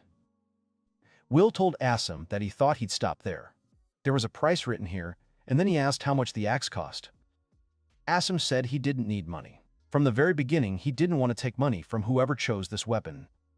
He wanted to meet someone who would immediately see the value of a weapon and know its advantages. This was his place. Assam said that was all. Spirit 1 is the result of great effort. William has a contract with a spirit beast, one of the strongest, but he still behaves respectfully. He asked the young man to just take this weapon. Will said he appreciated it. It was just a little awkward that it was free. Assam said he didn't need the money and would just take the gun. Suddenly, Will hands Assam a stone. The man was very surprised when he saw the magic stone. Will said that it was a stone of fire. Will throws a rock at the man and asks if he can catch it. Assam yells at Will not to throw such precious stones. Assam asked Will to handle the stone with care. Will asked the man if he could take care of the stone. Now it belongs to Assam, so he can take this stone. He can do with it whatever he wants. Assam said that he understood that he would take care of him, so he thanked him. He also added that it meant too much to him. Assam also told Will to choose a weapon for this lady as well. It would be a gift from him. Maldina was surprised and showed Will a dagger and asked for it. Will apologized to Assam for Maldina. Assam told Will not to worry because he got more than him anyway. Assam asked William if he really needed anything. Will replied that he preferred his fists to weapons. However, if Assam wanted, he would serve them the next time they came. Assam said that was fine and the burden could come again. He also added that Will was always welcome there. After a while, the seminar for new adventurers came to an end. Will said that the lesson was over and the rest would be tomorrow. Today, he and Kunaria would work on special techniques. Kunaria thanked the young man, and in her hands she held an axe. Will asked the girl to come to him. She agreed. Will thought that at first she could barely lift the axe. Kunaria agreed and swung the axe. Will realized that Kunaria was getting stronger. Will said he would teach her martial arts today. The girl said she was ready. Complex training. It is a method that allows you to strengthen the body and feel the circulation through it. Will said that was it for today and they could finish. Will offered to spread the remaining magical power to the girl and restore her physical abilities. Kunaria said that she understood. Suddenly, Maldina came up to them and said that Kuna was getting stronger every day. Will said that at first he thought she would give up quickly, but now he was amazed at Kunaria's persistence. Maldina was surprised that Will could really be surprised by something. She did not expect this, but she asks Kune to try. She will also become stronger using special training. Will said that he had been just training them for the last few days, but soon they would be fighting in real battles. Maldina was happy and said that Kuna was getting stronger, and Will was encouraged by that too. The time of adventurers was beginning. Kuna said that she was really looking forward to it. She doesn't want to be a burden to Master and Maldine, so she will do her best. Everyone smiled, looking at Kunaria. After a while, Will was sitting in his room. He thought that so far he was doing well with them. There were no suspicious actions. So far he could trust them. Hinori replies that Will let them know right away if he has any problems. They don't have any particular problems either. A few intruders have entered the forest, but not very deep. So far, they haven't seen any actions that could cause problems. Will said that it seemed that the words of people with high adventurer ranks carried weight in the outside world, so he would try to become a high adventurer for a while. He hoped that the forest would only be used as a territory. Hinori said that she knows William is brave, but her sister is also willing to help. Radia added that one should think first when going to the outside world. She thinks that Will needs to think about himself. Suddenly, a girl named Fu burst into the conversation and asked Will to call her next time, and then she would forgive him. Will agreed. The girls began to communicate with each other and wished to convey their wishes to Will. Suddenly, someone called Will. The young man apologized to the spirits and said that he would contact them later. Suddenly, Kunaria entered the room and told the master that she was in trouble and asked the young man to look at her. She shouted that her form was getting a little bigger. Will was very surprised. The girl began to feel her form and rejoice. Will said that he was glad that the circulation of magical energy was almost completely restored and the girl's body began to grow again. Kunaria was delighted and said that it was definitely true, and not only the form, but everything else would grow more and more. She will be just like Satya, Hinori, or Radia, and someday she will be a beautiful woman. Will called the girl, and she stopped. Will told Kunaria that she had better put something on. She might catch a cold after the hot bath. Kunaria was very surprised and asked again. The girl became confused, and suddenly Maldina's voice was heard, turning to Will and saying that she thought Kunaria was coming here. Maldina told Kuna that she was of course glad she found Will, but if it had been any other guy here, she would have regretted it. Kunaria apologized and said that she wanted to tell the master that he had healed her because she had started growing again. Maldina said that she understood. Maldina said that was always the case with Kunaria. When she started to worry, she couldn't see what was really going on around her. It was a little out of control, but he would work on it. Will said he didn't think the current Kunaria wouldn't be able to take care of herself if something happened. Kunaria said she'd be fine, but the girl gathered them all. Maldina invited them all to dinner. After a while, the boys were standing at the bulletin board. Maldina said she thought the place looked nice. It was still early morning, so they had plenty of time. They chose tasks, such as researching Luan plants and Kusakita fruits, or defeating the homeless kobold. Maldina said there was a request for Luan plants. The methods used in teaching were so revolutionary. She heard that the young man was like a real professor. Maldina said that maybe the teaching of the properties of medicinal herbs that was taught to beginners could also improve. Will said that he understood and added that he had already helped with his advice. Then they come to the Adventurers Guild. The administrator greets them and wishes them a good morning because they are early today. Maldina says that today is Will and Kunaria's first day of work. She asks if she really starts the day with work too. The receptionist agrees. Maldina gave them 3 requests. The girl said that it was excellent and also turned to William and Kunaria and wished them good luck with their work today. William agreed and Kunaria thanked them and said they would try. Suddenly, the administrator stopped them and asked if they really had already reported 2 completed requests. She then said that 2 quests had been completed so far, defeating Kapolt and collecting Luan herbs and Kusakita fruits. The girl said she would write 3, and there was one more request left, the last one. Will said that they should finish the last task quickly. Then they came to the mansion and met a guard at the gate. Will showed a piece of paper and said that they came on request. The guard looked at the piece of paper and smirked. He asked everyone to wait a moment. Kunaria said that his expression changed so much that it scared her. Maldina added that it was the most disgusting grin she had ever seen. Maldina added that he was definitely up to something. Kunaria looked at Will and asked if he was okay.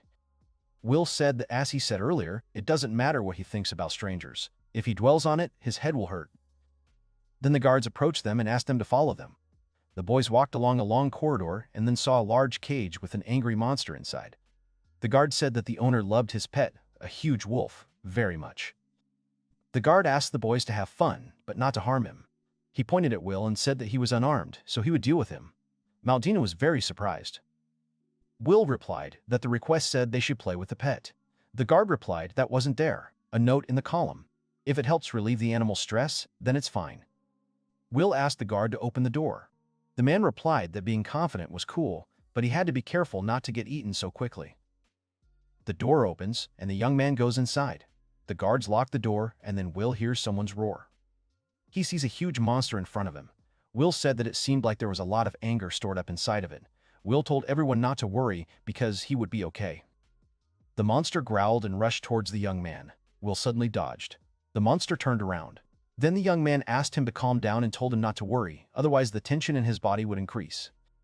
Will was surprised when the monster rushed at him again, but the boy was able to dodge it. The guard was surprised and asked how this was possible. And wasn't the boy an E-rank adventurer? Maldina said that if that were the case, Will would never have defeated those wolves. Kunaria said that while it was not a serious job, the master's actions could still be instructive. The pets began to frolic and play with the young man. Will said that they had left them in such a small room. They needed to train with the animals, and they would start to get better. The young man began to play with these animals. Will strokes the pet and says that it is better for him, this good boy. The guard said that it is impossible, because Silbert cannot become so attached to other people. Suddenly, the mistress of the house appeared. The guards began to ask if she was all right. The woman turned to Latrice and asked what it all meant. The man said that these guys had received a request from the Adventurers Guild. He took the guy to Silbert's place and let him take care of him. The girl said that they had come today. They were the same adventurers she had asked Tommy Berta to take for a walk. She asked why the guard had brought them to her husband, Silbert. The man replied that he must have misunderstood. He thought they were there to look after Silbert. Will said that was a lie. He added that the person who ordered the request he showed them was Mrs. Sonata, and then he was brought to this place. Also, when they explained about the animals, they said that they were the owner's pets. In fact, they just didn't like his black eyes and black hair, so they brought him here on purpose. Maldina added that they were so surprised that Will easily dodged Silbert's attacks that they thought he was an adventurer of Randy. In other words, they deliberately brought them to this place, knowing the danger that Silbert could bring them. Kunaria added and said that this is what the man meant when he told the master to be careful so that they would not be eaten so quickly. The lady turned sharply to the guard named Latrice. She announced that the man was dismissed. He must pack his bags and leave at once. The man threw himself at her feet and asked her to forgive him. He asked the woman why he was protecting this guy. What difference did it make if something happened to him? The woman replied that the man knew nothing about him. If he had thought about it, he would have understood. Although he looks like a child who brings only misfortune, he is still a human being and is recognized by all the elders of Farin's family. How could he do such a thing without telling her or her husband? The guard is taken away. The woman turns to the boys and asks them for forgiveness for causing them inconvenience. She had heard William's story, but had forgotten to inform the servants of it. She apologized and said she did not understand it all very well. Maldina replied that the girl did not need to apologize for her servants, and also asked the woman to raise her head higher. The woman asked the boys if they would like to tell about their work successes, and also said that she would show them Albert's room. The girl asked the boys to follow her. At this point, Will said that he would be very grateful if they would open the door for him. Everyone suddenly remembered Will. Maldina asked in a panic that the boy really thought that they had forgotten about him. Will looked at them indifferently and said that was not true at all. After some time, the heroes came to the establishment, Wooden Dragon Not Merry. Maldina said that they were celebrating the first successfully completed work of Will and Kuna. She knew they would do well. The first cup after a successful job is the best. Will said that after inspecting Albert's room and playing with Silbert, they were given so many rewards. Mel said that she even thought that Silbert didn't want Will to leave. She was glad that he was convinced by the words about Mrs. Sonata Poslet and about one more question. Silbert seemed to understand human language. Suddenly, a female employee appears and says that she has brought steaks of young rabbits and a salad of seasonal vegetables and also stewed pork with salt. She wishes bon appétit. Kunaria thanked Ruru, and Maldina said that Ruru's father was truly a master at cooking. Ruru responded that she was glad that the guests thought so. She also really liked her father's dishes. Mel suddenly asked if they had decided on the next request. It wasn't a big deal to her, of course, but she would give preference to requests related to combat, since Kunaria needs more experience. Kunaria tried to say something, but Maldina stopped her and asked the girl not to talk with her mouth full. Will added that it was time for Kunya to become stronger, not to mention special training. It would be better to have some practical experience. He asked Maldina to let him know if she saw a good request, because he would be training Kunaria in special training for a while. The girl said she understood. After a while, Hinori showed up and said that they hadn't called her for a long time. It seemed that everything was fine. Kunaria agreed and said that everything was fine. At this point, Masurio asked William to stop tickling her. Will said that he would do it just a little bit. Hinori approached Mio and said that she remembered how angry the girl used to be when she trained with her and tickled her. Kunaria said that she thought she understood why now. Hinori replied that Q also gets angry sometimes, but once she gets used to it, it's okay. Then Mio said that it's finally over. Then Will asked Maldina to come to him. The girl was surprised and said that she definitely did not need it. She tried to refuse. However, Maldina was grabbed by Hinori and she said that she would not let her go. She started tickling her and said that it was definitely supposed to be ticklish. She asked Kuna to wait for it too. Then she said that Mel would soon get used to it. Then Hinori said that Mel and Mio were here this time too. She finally wanted to remind them that they couldn't use magic left and right. They had to control the magic power to suit their purposes. They understand that a spell that uses 2 magical powers is more powerful than one that uses only 1 magical ability. Therefore, they should train more for magical powers. The girls agreed and thanked her. William asked Hinori to take care of himself. The young man agreed and asked Hinori to say hello to everyone from him. Before leaving, Hinori said that she promised Fu that she couldn't be called, so it was a secret. Will said that he understood and that it seemed like she was a little delayed. Hinori laughed and said that her brother was so popular with the sisters. She asked him not to get too cocky and then said that they would see each other again. Then Will said that they needed to find work for today. Maldina and Kunaria smiled. At this time, in the kingdom of the Humanians, a man was kneeling in front of a man sitting on a throne. The man relayed the information that was reported in Farron about the child who brought bad luck. He was so upset that he could not get along with his spirit animal, and he is very sorry. The man said that this was nonsense, and did it mean that the cursed child was considered to be the one who had great magical powers. Other men thought about spirit beasts and asked if they were all myths. He asked about magical power and if it was the reason for the extinction of this species. Suddenly, the man turned to Bazelard and said that he did not care about the spirit beasts, but he was interested in this cursed child, William. He asked if it was possible to bring this man to their country. Bazelard agreed. However, he is afraid that the negotiations may take some time. In a sense, they will be asking him honestly. He is really very worried. The man said he would delegate it to someone else. Then another man jumped in and said he had an idea. According to Lord Bazelard, this William is an adventurer. If so, he should be appointed as an escort from Farin to their country. Why don't they ask him to come to their country? The man on the throne thought it was a good idea. He was going to call there anyway. If he was accompanying one of the most important men in his country, they could invite him to the castle without raising suspicion. Suddenly, a girl entered the room and asked who would be sent to Farron to accompany them. She smirked and said that the cursed child was an adventurer named William. She was very interested and very tempted. At this time, Will, Mao, and Kuna were in the Adventurers Guild. The receptionist girl said that she confirmed the request was completed. She also congratulates them and says that from today, Will and Kuna have been promoted to D rank.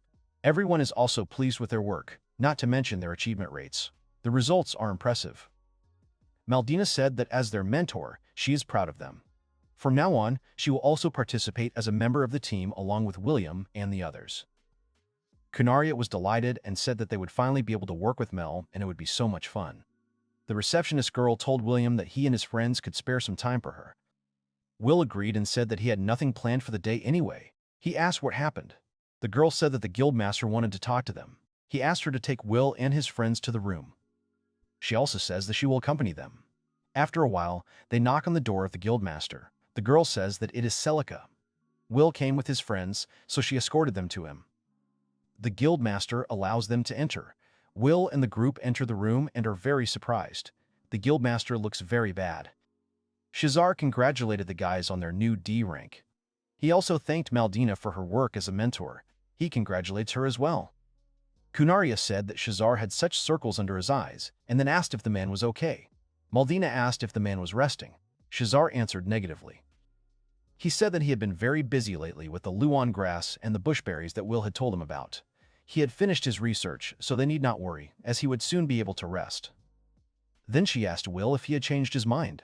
If they joined, he would name his research after him. His words would increase significantly. Will said he liked being an adventurer now. He was sorry, but he didn't want to waste time studying the medicinal herbs he had learned about. As he had said, he didn't want a man to shine her name as a discoverer.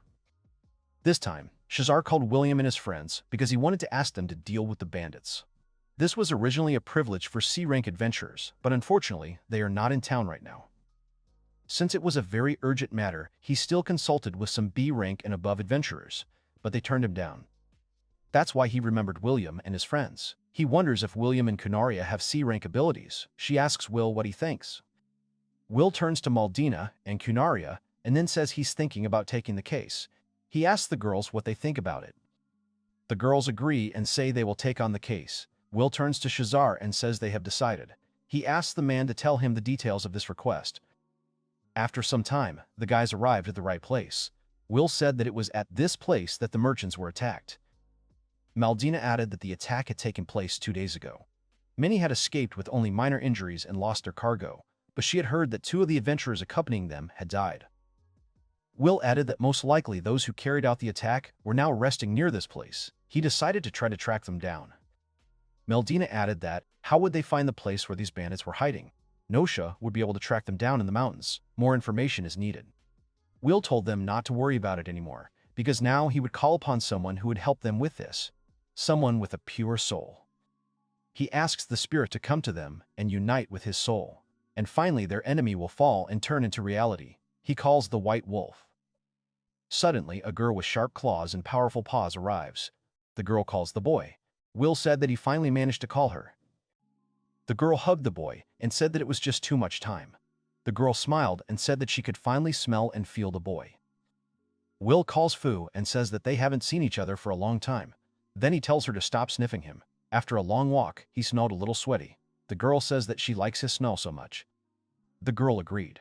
Will noticed Kuna and Maldina, and then he told the girls that they had not yet met her. This girl is the spirit of the wolf, the wind controller Fumi. As they have already figured out, she is his little sister. He hopes that they will get along with her. Will asks Fu about it. Fu replied that she understood everything. She also said that she had heard about Maldin and Kunaria from her older sisters. However, no sister would take Fu's place because she loved her brother very much. Fu was pleased to meet them. Maldina told Fumi it was nice to meet her, and then she introduced herself. Kunaria said it was nice to meet her too. Miserio said she hoped they would get along. Fumi said that she only sees 2, but Miserio doesn't see them. If the brother trusts them, then Fu will do the same. Miserio said she's here, and everyone calls her Mio. She doesn't know much about spirits, but she's happy to meet Fu. Maldina is too stubborn and doesn't want to admit it, but she's here to protect the girls. Fu said she was glad to meet the girls. Will said that since they had all met, she had one more thing he wanted to ask her. Fumi said that she would answer all of her brother's questions. Will said that there had been a fight between people here 2 days ago. He asked the girl if she could track them down by the scent of blood. Fumi was very disappointed. Fumi said that she loved the smell of her little brother, and she was so happy. Will said that he was very sorry. He also added that he didn't have to do it if he wanted. He just asked the girl not to be so depressed. Fumi said that she wanted to be useful to her brother and help him. Fumi asked if, after she did this, her brother's scent could remain on him. Will agreed and said that if the young man fulfilled her request, she would fulfill it. Fumi promised and said that she would work hard. After a while they were walking through the forest. Fumi pointed and said that there might be 8 people further on. The girl continued to sit on Will's neck. Fumi also added that these 8 people smelled really bad. They definitely hadn't been swimming and their breath was just awful. Will turned to the girls and nodded. Then Fumi got off Will's neck and they continued walking. After a while, the guys saw a cave with several people in it. Will asked the girls not to let their guard down. If they were really here, it wouldn't be hard to attack. Maldina added that there were 2 guards and 30 other stupid people. Everything corresponded to what Mrs. Fumi said. A sudden attack would be a surprise for them. Will suddenly covered the girl's mouth. Will said that after Kunaria was kidnapped by the smugglers, she now seems to have a particular weakness for such men. The boy then told the girl that it was a test to see what the girl would do if Maldina wasn't there. He and Fu would always support her, so she had to try. The girl tried to catch her breath. Suddenly, she remembered all the bad moments with the peddlers. Will told the girl to remember that in the future, he and Maldina will not always be there for her. That is why if she does not overcome herself, she will never achieve results. Maldina added that Will was right. In the future, he wanted to be one of the adventurers. She also turned to Kunaria and said that someday their paths would diverge and she would have to protect herself. She will help her, so she suggests the girl to try to overcome her fear. Kunaria was very surprised. She thought about how she used to think she was strong, but she really wasn't. She always wanted to be with Maldina, and she always wanted to grow up and be as strong as Will. Kunaria gathered her strength and thought that she would do it, and she would try her best. She decided that she would be stronger now and would fight with dignity together with her friends. Kunaria was very angry. Will said that he understood everything from the girl's look and said that they could move on. Maldina began to look around awkwardly and then noticed a man standing at the entrance to the cave sighing. She thought that this time she would take the initiative and she was very scared. She wanted to give up everything and run away. However, clenching her fist, the girl thought that she should change because she was very weak and defenseless. Suddenly, she heard Fumi start to use a spell to make Will's group move silently. Kunaria realized that it was incredibly annoying. After a while, a small stone began to roll towards the guards. He turned towards the stone, and suddenly Kunaria appeared behind him. The girl grabbed him by the neck and pressed lightly. At that moment, another guard thought it was raining. At that moment, Maldina appeared right behind him and neutralized the man with a dagger. Fumi, who had been watching the whole thing, said that Kunaria had indeed not made a single sound. Will watched the girl's deists. The next moment, Maldina began to summon a spirit, and then used a water attack directly towards the men sitting by the fire. All the men were tied with a water chain. They noticed that the enemy was attacking, but they did not understand why they were tied or how it happened. Suddenly, Kunaria ran further into the cave, with Maldina calling after her and asking what was ahead. The next moment, Will turned to Kunaria, then threw her axe straight at her. Kunaria caught her axe deftly and swung. The man who had been struck by Kunaria was immobilized and defeated. Blood splattered on the girl's face, but she looked at the man's body with fury. The other man was simply horrified as he looked at his colleague's body. Maldina suddenly turned to Mio and asked her for help, summoning an aqua storm. The water arrow pierced the man and his lifeless body fell to the ground. Everyone in the cave was scared and started running away screaming. One of the men ran out of the cave, but Fumi met him and asked where he was going. She stretched out her hand and said that she would wipe him off the face of the earth, so he should say goodbye to life. The girl used the Ripper Strike and eliminated the man. Then the girl said that only one smell remained. Suddenly, a man's voice was heard, who couldn't believe his eyes that Maldina and Kunaria, these 2 girls, had done all this. He said that he would smash himself against the wall, but he would not rest until he had trampled them into the ground. At that moment, Maldina called upon the spirit skill, Sharp Rain. A rain that looked like needles fell from above the man. The men screamed in unbearable pain, and Kunaria eliminated those who resisted. Eventually, the surviving men were tied up. Will told them that if they sat quietly and calmly, they might even survive until the Adventurers Guild arrived. Then they will hand them over to the authorities, and then they will decide what to do with them. If they resist or try to escape, they will be killed immediately. She asks if there are any questions. One of the men said he had a question. He said that the child who was hiding behind the woman was making demands on them. He was standing aside while the woman was fighting. The man asked if the boy really didn't have enough strength. Another man called the boy a weakling. Will said that if he had the courage to say such a thing, then he didn't really want to fight him. He also said that anyone could attack, and if they won, he would let everyone go. The men stood up at once and began to attack Will, shouting for him to die. The next moment, Will pushed himself off the ground. The men exchanged swords, but missed. Will suddenly appeared and kneed one of the men in the chin. He grabbed the others by the head and pinned them to the ground. There was another man left in front of him. Will closed his eyes and kicked a pebble at his foot, hitting the other man in the head. He fell unconscious to the ground. He eliminated the remaining man with his elbow. Will grabbed the dagger and swung it, cutting the next few men. He then pulled out 2 more blunt knives and threw them at the 3 men. The remaining men were very surprised. They threw away their weapons and said that they were surrendering and that they were wrong. They asked Will for mercy and said that they would sit quietly. Will eliminated the rest and then said that he gave them a choice from the start, but they chose the worst option. The tied men began to shake with fear. Will added that watching adults was such a hassle, so he needed to think of something to kill time. He asked the rest what to do with them. The men bowed their heads and said that they dare not resist any more and they will sit quietly, so they asked Will not to kill them. Will agreed with them and said that it was even better this way. He called Maldina and Kunaria and asked the girls to collect what looked like evidence, and then they should bring it to Will, while he looked after the remaining men. Kunaria agreed with the order.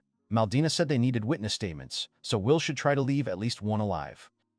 After a while, already night, the Adventurers Guild was in a complete commotion. The receptionist girl said that only today, even if they are E rank, all those who can leave right now, they should go to the reception desk. Another male administrator said that he had accidentally arrived early, and there was such a fuss. The young man agreed and said that it was rare to find such work nearby. Everyone was on edge, because the sooner they got ready, the sooner they could set off. Shazar said that all this was so sudden, he would go with everyone to ensure that the mission was carried out perfectly. He turned to Maldina and Kunaria and asked them to explain everything to him. The girls agreed, and Kunaria added that they would be happy to explain everything. After some time, a group of adventurers arrives at the cave. People are simply horrified when they see many body parts. Suddenly, there was a sound like someone throwing up. The group could not go any further because they were beside themselves with terror. Someone who made that horrible sound said it wasn't him, but the next moment he made that sound again. Horror was described on everyone's faces. Then Will came out to them and said that even the guildmaster came when he saw Shazar enter the cave. Shazar told William that the squad to pacify the bandit group had arrived. Then Maldina and Kunaria approached Will. Will addressed the girls and said that they had done a good job. They had completed the task even faster than he thought. Shazar also said that he was surprised at how quickly the report was delivered. Will pointed to the shaking men and said that these 2 were the only ones left alive, and the things they had stolen were lying a little deeper in the cave. Shazar replied that he understood. Shazar turned to the other adventurers and said that he was announcing a task. They were to check everything immediately and make a list. They were also to remove all the corpses and take the survivors into custody. The man also said that they would go with him. He grabbed the chain that bound the men and pulled the shaking bodies with him. Will looked at all the adventurers busy. He turned to Kunaria and said that they would have to bury the bodies. He told Kunaria that they would dig holes. Before digging out blows, the blow must penetrate the target. This will increase the power of destruction. Kunaria must be more careful. The next moment, Will struck the ground with a powerful blow. This blow scared Kunaria. The ground began to shake, and then a small hole appeared. Will rose from his knees and asked if Kunaria remembered what he had just done. He asked the girl to try it now. Kunaria wondered if she had succeeded in doing so. Kunaria confidently said that she would try to do it. The male adventurers melted and thought that Kunaria was so cute. The girl clenched her fist and was in a very good mood. The men became very tense when they saw the girl. The next moment, she hit the girl, and a pit of Kunaria appeared next to Will's pit. The girl shouted that she had succeeded. Will also said that everything was ready. The male adventurers were very surprised and could not believe how Kunaria managed to make such a big hole. After some time, Will and Maldina with Kunaria buried the bodies, and the rest of the adventurers cleaned up the cave. In the morning, the guys came to the Adventurers Guild. The administrator girl smiled and congratulated Will and his team. They did well this time too, so they should move up a rank. She announces that today is the day Will is promoted to C rank. Will said that they were only promoted to D rank, the day before yesterday, so isn't it too fast? The receptionist girl said that everything is fine. The girl said that, in the future, they will catch more bandits. They expect more from them than just C rank. They will definitely get their points. Suddenly, the man turned to the administrator and said that this is really the same Meldina with B rank. As before, they spend their days investigating the ruins, so they didn't even notice that the elven women were such beauties. Another man said that this was a fan of Kunaria, a strong protector filled with the spirit of courage. Suddenly, a scream of girls was heard. One said that she never believed human rumors, but Will was really very nice. At work, too, he was unpretentious and so collected, calm and reliable, although young. The other adventurers were surprised and did not understand how these three managed to deal with 30 bandits. There was no way that their rank was C, so they would definitely be at the top soon. Another man got angry and said that he hated this Will. The other agreed and said that Meldina and Kunaria were always with Will. They were angry because Meldina spoke to him so nicely that it irritated them. They envied Will and said that they envied him because they wanted Kunaria to call them by name just once. Suddenly, respected people in the city entered the guild and thanked Will for helping them out. Things have gotten tough lately. There are more and more bandits stealing goods from merchants. The head of the city of Sierra said that he was about that urgent task that was put forward at the meeting. He did not think at all that they would carry it out so quickly. On behalf of the people of Farron, he wanted to express his gratitude to the young man. Assam also thanked Will, because it had affected them too, but more importantly, thanks to them, something that belonged to the young daughter had been found. The girl was surprised and said that Assam was talking about that very valuable stolen goods and why he didn't tell her. Assam said that it wasn't that valuable. Assam was telling the others that his daughter's weapon had been found, so it was valuable. At that moment, Shazar turned to Will and said that there was some noise. He also said that the guys didn't expect such a result. They thought there would be a lot of damage, but they did it in one day, so it's amazing. Will said that it was a good experience for them. Will said that Kunaria had also gained a lot of experience. Kunaria smiled awkwardly, and Shazar thanked Kunaria for her help. Shazar took out a bag of money and said that this was their reward for today. First, what was on the order? 30 gold coins. For finding the robber's lair, 10 gold coins. For the fact that there were more bandits than expected, 15 gold coins. For cleaning up the corpses, 10 gold coins, and 2 gold coins for delivering the stolen goods. Will was surprised that it was all accurate. Suddenly, Hinori turned to Will and asked him to listen. Hinori asked if she could ask him something. Will thought about it and agreed with Hinori, then asked what it was. Hinori asked if the boy had thought about what he would do with the money. Will said he hadn't really. Hinori said that they had worked hard this time, and how about some kind of gift? Will asked what kind of gift Hinori was talking about. Will looked at Meldina and Kunaria and agreed, and then thought about all the blood that had been spilled this time. It was just awful. He also thought that the reason for this was William's tactics. He thought about one or two things as a gift. Hinori agreed with the young man and was happy. Meldina and Kunaria did not understand what Will was talking about. At this point, the girl with the bunny ears screamed and said that they deserved a present. Then she turned sharply to Will and asked what he thought. Will turned to Meldina and Kunaria and asked where the things they were wearing during the mission were. The girl said that she would take care of the things since they were so dirty. Will replied that this was the gift the girl wanted. The girl said that the young man should not worry about clothes because he could provide them with them. As a gift, they meant something new that would emphasize their beauty, in which it would be comfortable to move. Meldina and Kunaria came to Will to call him. Kunaria told Will that they had already received the money and then asked if the boy would pay for it himself. They beamed. Suddenly, Assam interrupted them and said that besides Miss Meldina, was Miss Kunaria the vanguard? Wouldn't it be better to use the armor? Will said that he thought it would be a good idea to use it. However, now it seems that her body shape is undergoing a major change. The current situation is still too difficult to create a body. Willa interrupted Kunaria and said with a serene face that they would stop by the store as soon as the situation stabilized a little. The fox girl interrupted them and said that Miss Kunaria needed comfortable, unrestricted clothing so that the uniform would feel free. She asked if that was true. She asked if Miss Meldina had any requests. Meldina said that it would be good to choose clothes in a more mature shade, such as red or blue. Too bright a shade, she thinks, should not be used, as it will not suit her. The girl said that she understood. The goods just arrived to her. There are many shades, and Meldina looks good in white. It is strong enough, which reduces the likelihood of getting injured by iron weapons. Clothes made from the thread of the spider of rage.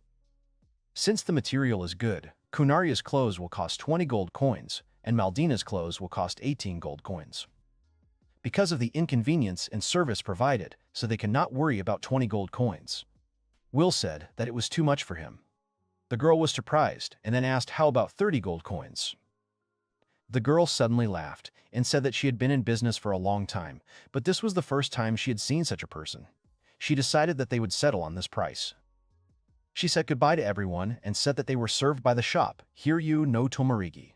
They would deliver their order by the end of today. The girl said goodbye to everyone and left. After some time, the guys enter the store. The girl greets them and says that the clothes are ready for them. Everyone was surprised by the speed of making custom clothes. The girl said that this thing is dear to her, so it is difficult to part with it. She turns to Miss Maldina and Miss Kunaria and then gives them what they ordered. Maldina was very happy. Maldina was delighted and said that she really liked the outfit, and then she thanked Will. Kunaria thanked the girl and said that it was very nice to receive such beautiful clothes. Will replied that he was glad. Maldina and Kunaria ran to try on clothes. After a while, they called Will by name. The young man turned towards them. Maldina said that the feel of the fabric was nice too, and then asked Will if the clothes suited her. Kunaria added that it was the first time she had worn such cute clothes, and then asked if it looked weird on her. The young man looked at the girls and said that they looked beautiful. It seemed that Maldina's clothes did not restrict her movements, and in terms of material, it seemed that there were no problems with protection. Kunaria's clothes can be easily snagged, but if this happens, you just need to go to hand-to-hand combat, so there is no problem. The girls were surprised, and the seller waved her hand and said that the young man expressed himself incorrectly. At this time, Inori also thought that Will still had no idea what other girls felt. She sighed hopelessly. It's been 2 weeks since the girls got these outfits. Kunaria said that it's actually comfortable to wear. She thinks it makes her happier. Maldina added that it was only by putting on a cute outfit that her mood was lifted. Now every day would be like a holiday. Suddenly, Will heard something. The girl asked the men to let her go, because she was in a hurry. The men told her not to be too angry. Will heard them. The man grinned and said that it was dangerous here, so he offered to walk the girl. The girl screamed that she didn't need it because everything was fine, so the man could let her go. Maldina and Kunaria shouted that they absolutely had to help her. Will was serious. Suddenly, the girls were surprised by Will's reaction. Maldina shouted and asked where the young man was going. Will turned and asked what he meant by where. If he didn't go to the guild soon, he might be out of a job. He also added that Maldina taught her this. The girl was surprised and asked the young man if he really wanted to leave this girl. The young man said that he had been advised to leave her, but she was apparently an acquaintance of the girl. Maldina said that it was not her at all, although she did not know her at all. Will began to think. Will said that then there was no need to help. Maldina got angry and said that she should stop talking like that. She grabbed the boy and said that they wanted to help and they would do it. Even though they only knew each other for a short time, they had to help her. Mel called Kuna and the girl agreed. The men noticed the girls approaching. One of them said that everything was going according to plan, so he asked Maldina to just not interfere with them. Noticing Kuna, he added that these girls were not bad looking at all. The men began to smile and ask if the girls wanted to go for a walk with them too. They were happy that now everyone had a partner. Suddenly they noticed Will standing nearby. They were scared and said that it was just a cursed child. Maybe they would kill them. They also said that they would not touch them anymore and would leave quietly. The men quickly ran away. The girls were all surprised. Suddenly the girl asked for forgiveness and said that the first thing she wanted to do was thank them for their help. Maldina said that it wasn't them and they didn't do anything at all. They ran away when they saw the master. They also saw his black eyes and black hair, so the men ran away most likely because of him. Suddenly, a girl appeared right behind Will and said that the princess's clothes were torn and it was that nasty guy, so Will would have to die. She ordered him to die and then swung her sword. Suddenly, the princess stopped the girl and said that Will had defeated the criminal who was trying to kidnap the princess. She asked the night girl to stop attacking Will. The girl turned to Princess Listia and told the girl not to worry. The next moment, she attacked Will, but he successfully dodged her attacks. The girl was on edge. She asked Will to calm down because he was a criminal, so the girl had to kill him. Will thought that the girl did not want to talk to him, and he thought that she had misunderstood everything. She was furious, but she could not kill him. He did not understand what was happening. Will said he would kill the girl. The girl was surprised and asked if he really thought he could put her down. He was the only one who had been dodging all this time. She laughed that it was a funny joke. If the boy thought he could do it, he could try. Suddenly, the girl didn't feel very well. The girl fell and screamed. She shouted at the boy to kill her. It was better than being humiliated by the knight. Will said he understood and then swung. He struck, but the girl suddenly dodged and the attack landed right on the stone surface, which shattered. Will asked the knight's girl why she had evaded. The girl replied that it was because that was the custom. It was a dangerous situation, and what if he died? Will said that the girl had asked to be killed. If an ordinary knight girl asks to kill her, what should be done? Doesn't the boy know what style is, and doesn't he think that means she wants to have fun? Will realizes that he knows nothing. Will wonders who should have children right after meeting someone. Kunaria heard the boy's words and said that the master's speech was so familiar. Suddenly, the princess began to bow and apologize. She said that she was very sorry that her guards had attacked the young man due to a mistake. The girl knight shouted that princesses weren't supposed to apologize and that this guy was to blame. He shouldn't have even approached them. The princess started shaking and quietly said that this is what happened when the girl knight decided to help her. The next moment, the princess slapped the girl knight and said that she was just an ordinary girl knight. Will said he wasn't going to save the princess girl. The two of them took the initiative. He just decided to play along. The girl knight shouted, "What is this young man talking about? He says that he was not going to help the princess, although you were in such danger." She called the young man names and asked if he really called himself a boy. Will said that she didn't even know what could have happened then. If she was going to help, she would have done it. It didn't matter if it was for work or at someone's request. The girl also shouted that she would not forgive Will for this. The princess asked the knight's girl to be silent for a while. Then she approached Will and asked if the young man would help if it was related to a work task. Will thought about it and said about work. Maldina added and asked how the princess knew Will's name. Kunaria agreed with the girl. The princess said that she should introduce herself first. Her name is Lumeria Humanio. She was allowed to do some research. It was not easy to get any information about William, but it was possible because he is popular. Will said that no matter what the girl did, he would not reproach her. Moreover, she was not particularly interested in it, but if it caused them inconvenience, he would not forgive her. The young man asked her to remember this. The night girl interrupted the conversation and said what was wrong with Will, but he had to watch his words or she would kill them. The princess told Will that she had a favor to ask of him. She asked if the young man could accompany her to the kingdom of Humanion. In addition, he wanted the young man to meet the king of Heldia Humanion since he was her father. Father was very interested in Will. He said he wanted to apologize for the careless remarks of his subordinate Baselard. Will remembered the name. He thought about the way that man looked at Honori's sister. His only goal is to obtain the spirit of the dead beast. She would like to promise not to interfere in the affairs of the forest, but the likelihood that he will soon break his promise is extremely high. He does not understand what he should do then. Will says that if necessary, she should follow the guild. The princess thought that a person always pays attention to appearance first. Will turns to Maldin and Kunaria. He asked if the girls would mind if they first fulfilled the princess's request. Maldina agreed and asked when they could work with the princess again. Kunaria said she was in too. The princess said that in that case, she officially asked them to work for the Adventurers Guild for a while. She would be very glad to have them. After some time, they arrived at the Adventurers Guild. Shazar said that if Will and his friends agreed, they could pass this request on to the Adventurers Guild. However, if they force him to do this, then Varen's upper echelon, or rather Shazar, will become their enemy. He asked the princess to tell Zeldia so. The girl tensed up and said that she would definitely tell the queen this. And of course, she promised that she would not treat him badly now. Shazar smiled and said that the girl had made a promise. He asked if this was true. After some time, Kunaria, Maldina, and Will say goodbye to the inn owner, as well as his daughter. After a while, the princess said that the fastest way to get there was through the entrance to the city. There was also a post station, but many adventurers and a merchant stopped there, so she wasn't sure if they could rent a room there. Kunaria asked if only Princess Rumeria and her sister Restia would stay there. Couldn't they do that? The princess said she didn't prefer to use her power for such purposes.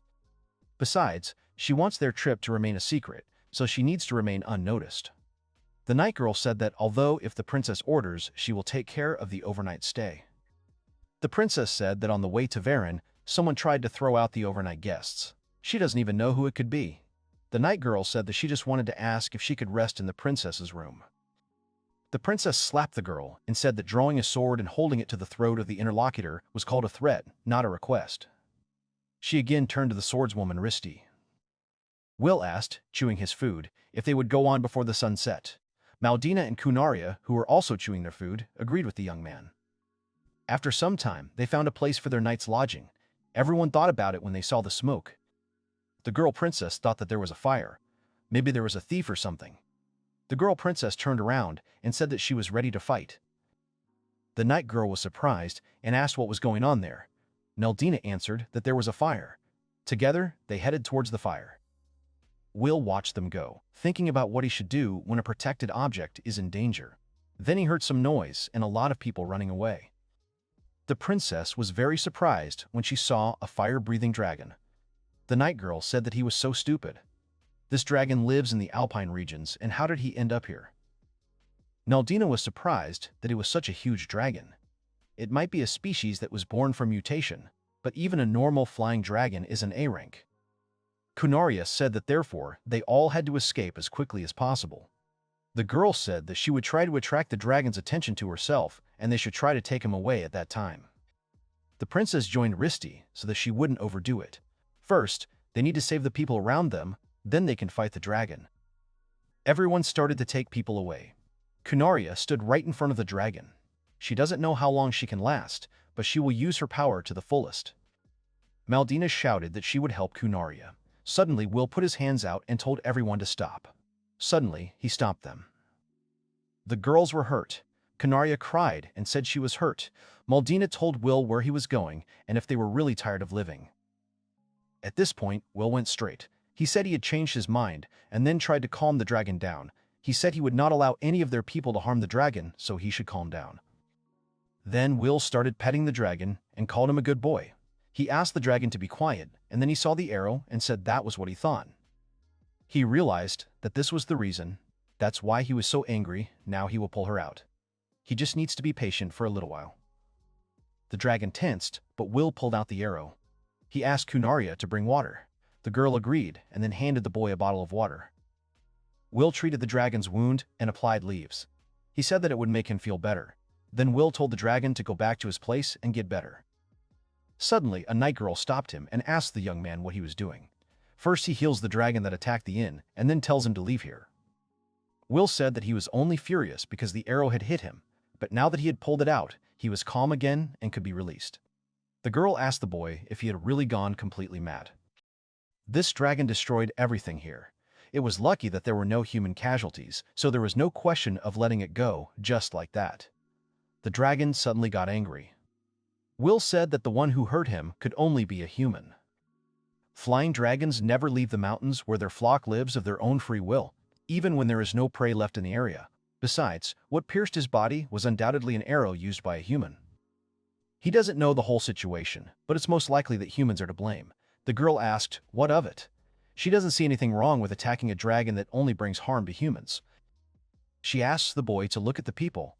The dragon was the one who caused the damage. Will asks what is wrong with the dragon fighting for itself. The girl does not think that any of these people attacked him. Will said that the girl herself would be able to distinguish the dragon that attacked the city.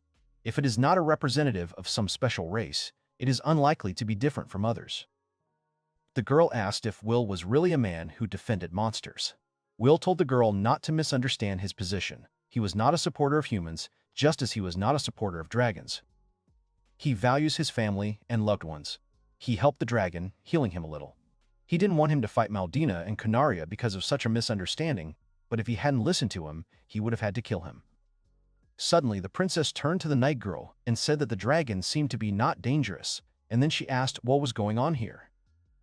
The girl shouted to the princess to stop these people, especially those who are only capable of harm. The princess ordered Risti to stop, and did the king order it? The girl replied that it was necessary and she would not interfere. Then the princesses said that Risti was right, but she thought that Will was right too. Their values were nothing more than a way of looking at things from a certain perspective. Just as elves adhere to the values of their loved ones, beastmen in turn adhere to the views of their beastmen loved ones, and so on. But it is quite obvious.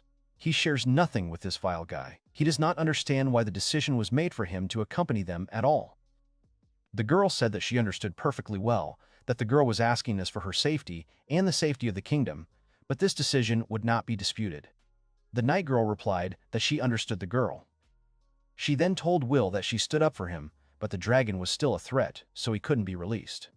So what was the boy going to do with him? Will replied that they could continue their journey with him. All the girls were very surprised. Will said that he really wanted him to go home. However, if the princess allows it, they can go together. He is so big that they will all fit on top, but if he does it again, will just get rid of him. The dragon began to nod. The princess girl said that the dragon would hardly hear the young man. She could not bring the dragon to the kingdom. Suddenly, Will told the dragon to sit, lie down, circle 3 times in the sky, and come back, and then break through once.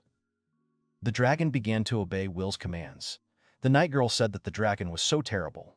Kunaria was surprised that the dragon obeyed the princess, and Maldina added that Will only surprised her more. The princess told Will that he was so wonderful that he made his head spin. Will smiled and asked the dragon if the princess could train him. The night girl was surprised and asked how Will dared to put the princess in danger. She asked Will what he was doing. Will turned to the dragon and said that the princess would now give him instructions. It was not difficult at all. He just had to follow the commands. He also said that they could begin. The princess asked the dragon to sit down next to her. The dragon did as she was told. The princess came down and then told the dragon to lie down next to her and she would stroke his head. She asked him to continue lying there calmly. Then she stroked the dragon. The girl might said that her princess had been taken away. She had fallen in love with this monster so much, and that kind smile with which she looks at him all the time, she had never been given during her entire service. After a while, they set off. Everyone climbed onto the dragon. Maldina was happy and said that they would finally fly on the dragon. The night girl asked why she was the only one flying tied up. The princess said that she didn't want her to fly on top. The girl asked the night girl to be patient for a little while. She also told Risty that she couldn't help. After a while, Will told the dragon to fly there as he said. They set off. It was a sunny day. The warm light of the sun illuminated the roofs of the buildings. People stood outside the shops to choose the goods they needed. The city was full of life. A heavy sigh was heard from one of the city gate towers. There stood a knight in shining armor, looking up at the sky and saying that he was very hungry. He blamed another knight who had asked him to replace him in service. He wanted to do something to that knight when he returned. However, suddenly, he saw a flying object in the sky. He was very surprised when this object began to approach him very quickly. The next moment, the knight was shocked by what was happening.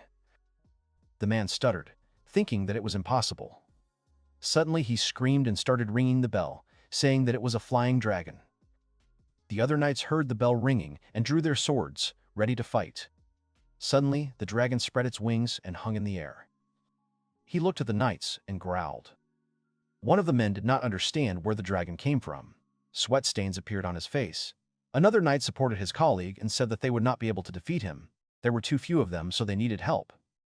The dragon began to roar and spin in the air. Someone said that they did not understand which side would be best for them to approach and land. Null knew they couldn't go down until they solved the problem. She didn't know what to do, so she turned to the foreman. He didn't see any problems, and he thought that he could just jump from such a height. The girls turned to him in surprise. The princess said that normal people would not survive if they jumped from such a height. She was only mortal, so she would not take unnecessary risks. Mal agreed with the girl's objection, knowing that it was risky, but she thought that Kunaria would probably be fine. Will agreed and decided that Maldina would go with him. The Kunari looked at him in surprise and did not understand where she was going. Will took the princess in his arms and, without giving her time to figure it out, began to prepare for the jump. The girl realized that he wanted to jump and began to ask him to stop, but they were already flying down. She screamed loudly for Will to stop and not do something stupid. The girl started screaming loudly because she was scared. Her face didn't look like a lady's face at all. She started asking Will to let her go, but Will had already landed on the stonework. The knights immediately began to run towards the landed ones, but immediately realized that it was their princess. Will confirmed. Immediately a cry was heard with an appeal to him. Then Kuna and Mel landed well and told William about the successful flight. Mel was disheveled, but with a smile she said that she was almost not afraid. Her whole body proved the opposite. The knights asked for the princess to be returned as quickly as possible. One of them realized that the dragon belonged to the boy, so they had to catch it. Will turned to the princess, saying that they had already landed and that she could get off. The girl asked him to wait a few more minutes, her body still shaking. She wanted to move away a little. Will asked the princess to make the knights leave them alone. The princess gathered herself and climbed down from the boy's arms. The knights began to tell him not to move because he would get hurt, and the warriors also cautiously called the princess to them. Her face changed abruptly and asked them to stop. And she seriously ordered to immediately lower the weapons. The knights were perplexed and did not understand what she was talking about, but they carried out her order. The warriors stood at attention, and the girl immediately smiled, saying that they were not their enemies and that she would explain everything later. The girl asked the knight to send a messenger to the royal castle to tell Merlia and Listiana about the arriving guests. The knights accepted the order and went to carry it out. One of the knights had already run. The princess suggested moving away so that the dragon could land. She had already asked the dragon to land faster. The dragon slowly began to descend to the ground. The knights began to wonder why such a big dragon was following the princess's orders. Some thought it was cool, while others didn't understand how she did it. The girl approached the dragon and praised him, stroking his face, and he growled affectionately. For the knights, this seemed incredible. One of them began to think that the princess had managed to subdue the huge dragon, and that is why he now listens to her and follows where she says. The others picked up his thoughts and began to confirm his words. They began to shout that the princess had subdued the dragon. At this point, the knights' hands shot up and they began to rejoice for the princess, calling her fearless. The girl tied to the dragon turned to her, asking to finally be freed. Then the girl who addressed Merlia appeared. Her name was Liz Lotte, captain of the 3rd Night Squad, and she was greeted by 200 soldiers. They were glad that the princess had reached them safe and sound. They also asked Her Majesty not to worry, because the guests would be accompanied by knights. Merlia was glad to see Liz, who asked not to worry about it because everything was fine. The night girl stood there a little angry. Liz didn't want to hear that she had screwed up again. Merlia didn't think so and asked her not to worry. She knew that Liz was very worried about her, but it was unnecessary because she was standing in front of her and therefore she could calm down. The captain said that armed force was needed because it never hurts to be on the safe side. But still, the princess, first of all, bears responsibility. If something happens to her subjects, the princess has not forgotten about this. And that's why she chose Liz as her guard, and Merlia warned her that she was leaving, so she asked her not to pretend like she didn't know about it. Liz put her hand over her face and sighed, saying that she didn't think the note on her desk was a warning and that the princess was wrong, but she was glad she was warned about it later. She wanted Merlia to tell His Majesty and the other subjects herself about why she left the castle, and she would deal with Listy herself. The princess agreed. Liz immediately turned to Listy, who shuddered, saying that from this moment he was suspended from work and resigning from his post as a knight, so she should go home and wait for the king's decree. The girl was shocked by the commander's words. She didn't understand why Liz was removing her from her duties, even though she didn't have the opportunity to talk to her superiors right now. But that didn't give her the right to remove her from work, so Listy was still a junior knight. And if she starts to contradict or defend her point of view, then she will put her behind bars and Liz will never see the princess or His Royal Highness again. Therefore, in her place, Listy would keep quiet. The girl was taken by the knights. Liz was pleased to meet Mr. William, Maldina, and Kunaria. She apologized for greeting them only now. The girl introduced herself again, reminding them that she was the commander of the 3rd Night Squad. She was assigned to escort them to the royal palace. Liz started shaking everyone's hands and saying that it was nice to meet them. Maldina introduced herself again, as it was a great honor for her to meet her. Will also introduced himself, as did Kunaria. She was also glad to meet them. Liz smiled and turned to the guests, asking them to follow her. The dragon was guarded by several knights, and he was sleeping peacefully on the stonework. There was even food next to him. The city was quiet and calm. The girls were sitting at a round table and eating a wide variety of dishes. William was leaning against the wall and watching the girls. The knight behind the door asked them to follow him. Maldina and Kunaria, as well as Will, followed the warrior. After a while, the boys came right up to the entrance to one of the halls. A knight standing next to the door turned to William and said that he hoped the guy wouldn't be too rude. Will ignored him and stood next to the door, looking straight at her. When the boys entered the hall where the king was sitting, they froze for a moment, feeling a little awkward. The king looked up and looked at them with a searching gaze. William was not at all worried. He looked up at the king and without any polite manners asked him if he was the king of the country. The people sitting in the same hall heard this and were very indignant. One of the men angrily asked the boy how he dared to address the king so rudely. The others exclaimed that even if he was an adventurer, that did not give him the right to speak to his highness like that, and they ordered him to fall to his knees. Liz stood silently behind William, watching his every move closely. Her eyes were full of attention and interest. She wanted to know more about his abilities and talents. The king paid no attention and calmly turned to his comrades and asked them to be calmer. They immediately obeyed their king and calmed down, but were surprised that the king took this calmly. His Majesty and Will met each other's eyes, and in that moment it was as if an incredible connection had taken place between two strong and important personalities. The king told the boy it was funny because he was trying to scare him, but his words were like the wind. They meant nothing to him. He continued to say that if a guy is physically strong, he will always reflexively defend himself with words, and if he is spiritually strong, he will try to hide his physical shortcomings spiritually. At this point, the king reproduced a kind smile.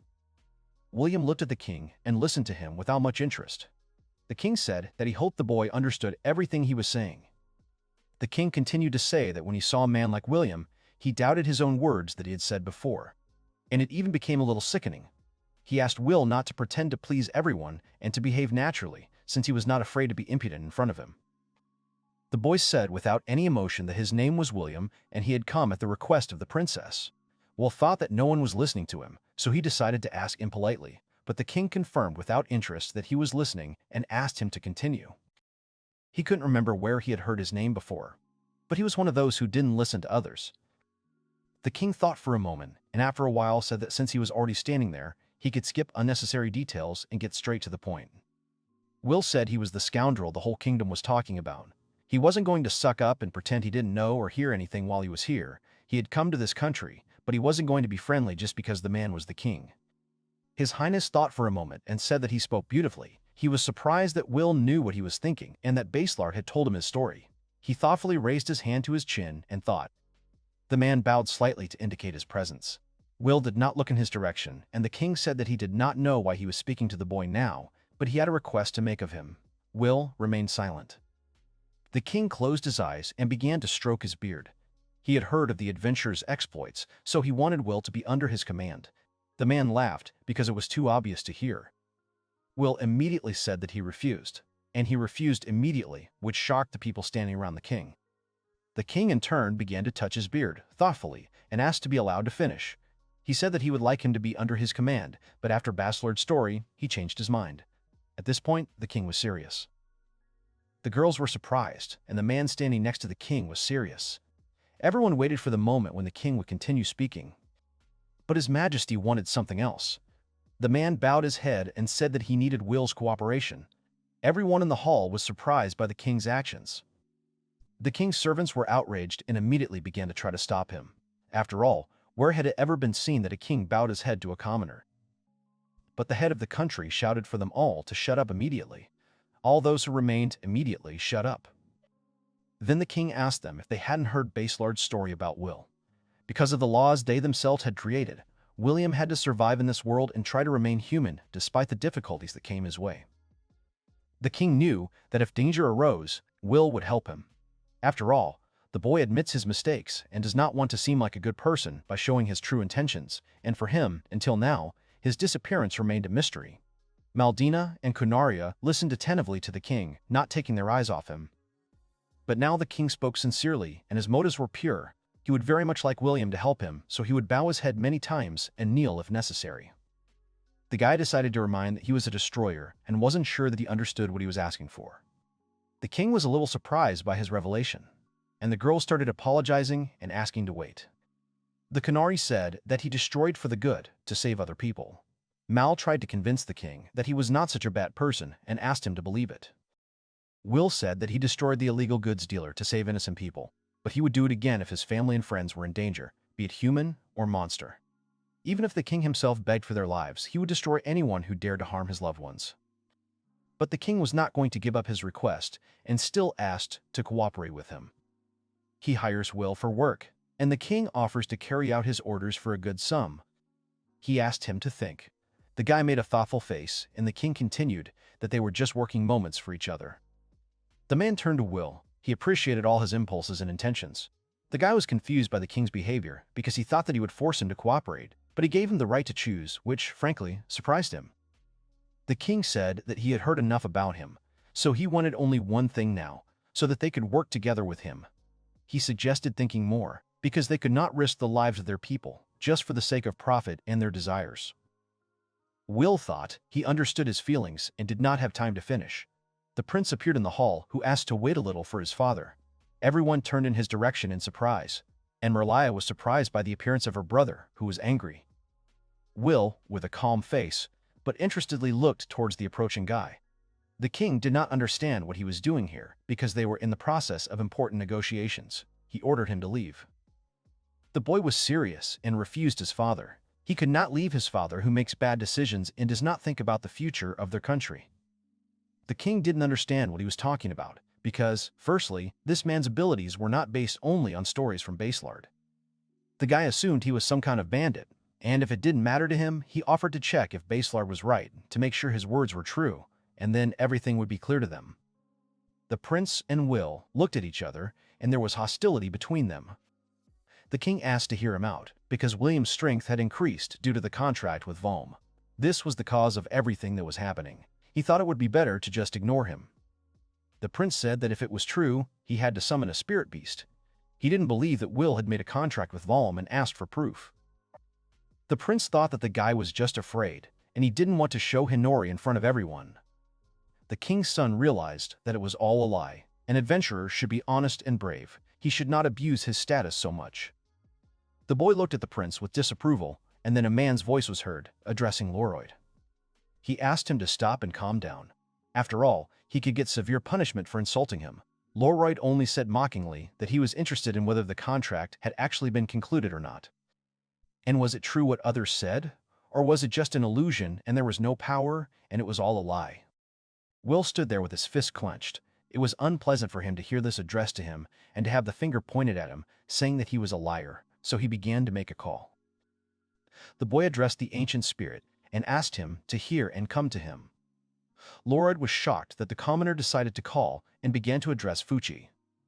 The king's servant could not find the right words to describe the situation, and Will, meanwhile, continued to ask him to come and show him. A glowing ball appeared between the boys, and Will didn't understand what it was, and the only thing that was clear was that he was interrupted. The boy began to cover himself with his hand from the light coming from the creature that was never summoned. Eventually, a girl with huge wings appeared from the glowing ball. She arose like a phoenix and was very impressive. Hinori's wings almost touched Loroyd, who in turn fell to the floor. Will was surprised by the entity's appearance and said its name, as if not expecting it to appear. Hinori looked irritated. And the guy didn't understand why she showed up. He also asked her to come back, but the girl asked him to shut up and not be afraid. She didn't intend to destroy him, but only decided to raise one little child who doesn't know how to talk to people. Hinori was irritated and angry at Loroyd.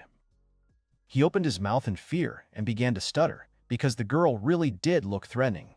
Will only said the girl's name, Hinori, with pauses. As it turned out, the girl appeared on her own, and she was scary when she was angry, and William already thought it was completely strange. Loroyd was delighted to finally see the adventurer's spirit beast. It seemed to him like an incredible art created by the gods themselves, and he then decided that she would become his spirit beast. He wanted to know everything about her, save her, and make her his spirit, and he was also interested in her powers, so he wanted to test her. Will and Hinori looked at him with suspicion and hostility. He raised his hands and smiled. Hinori flew up and found herself on the young prince's back. He was scared and only said that he actually had royal blood in him. But the creature didn't care at all, which shocked Loroyd. Because he still deserved to be punished. Because her master shouldn't have such a bad character.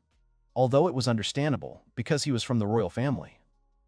Fuchi fell to his knees before Will and addressed him. He asked to be punished instead of Loroyd, and so he asked to calm the wrath of his beast. But since Will hadn't called him, he thought that perhaps she had come because of his anger, and now, no matter what he said, he couldn't stop her. The guy admitted that, in fact, the contract with Hinori did not mean that he could control her, and, besides, he did not care what others thought of him, because Loroyd himself said that he wanted to get her. And, smiling smugly, he will not try to stop her. The king, who was watching everything, was shocked by Mr. Will's last words and did not know what to do. Hinori, still sitting on her back, thought that the boy had fainted. And she said, turning to the king, that they, the royal family, were those whom her master was trying to befriend. And she was sorry that she had done this, but if they continued to mock her, she would tear them all to shreds. The king was surprised and could not say anything.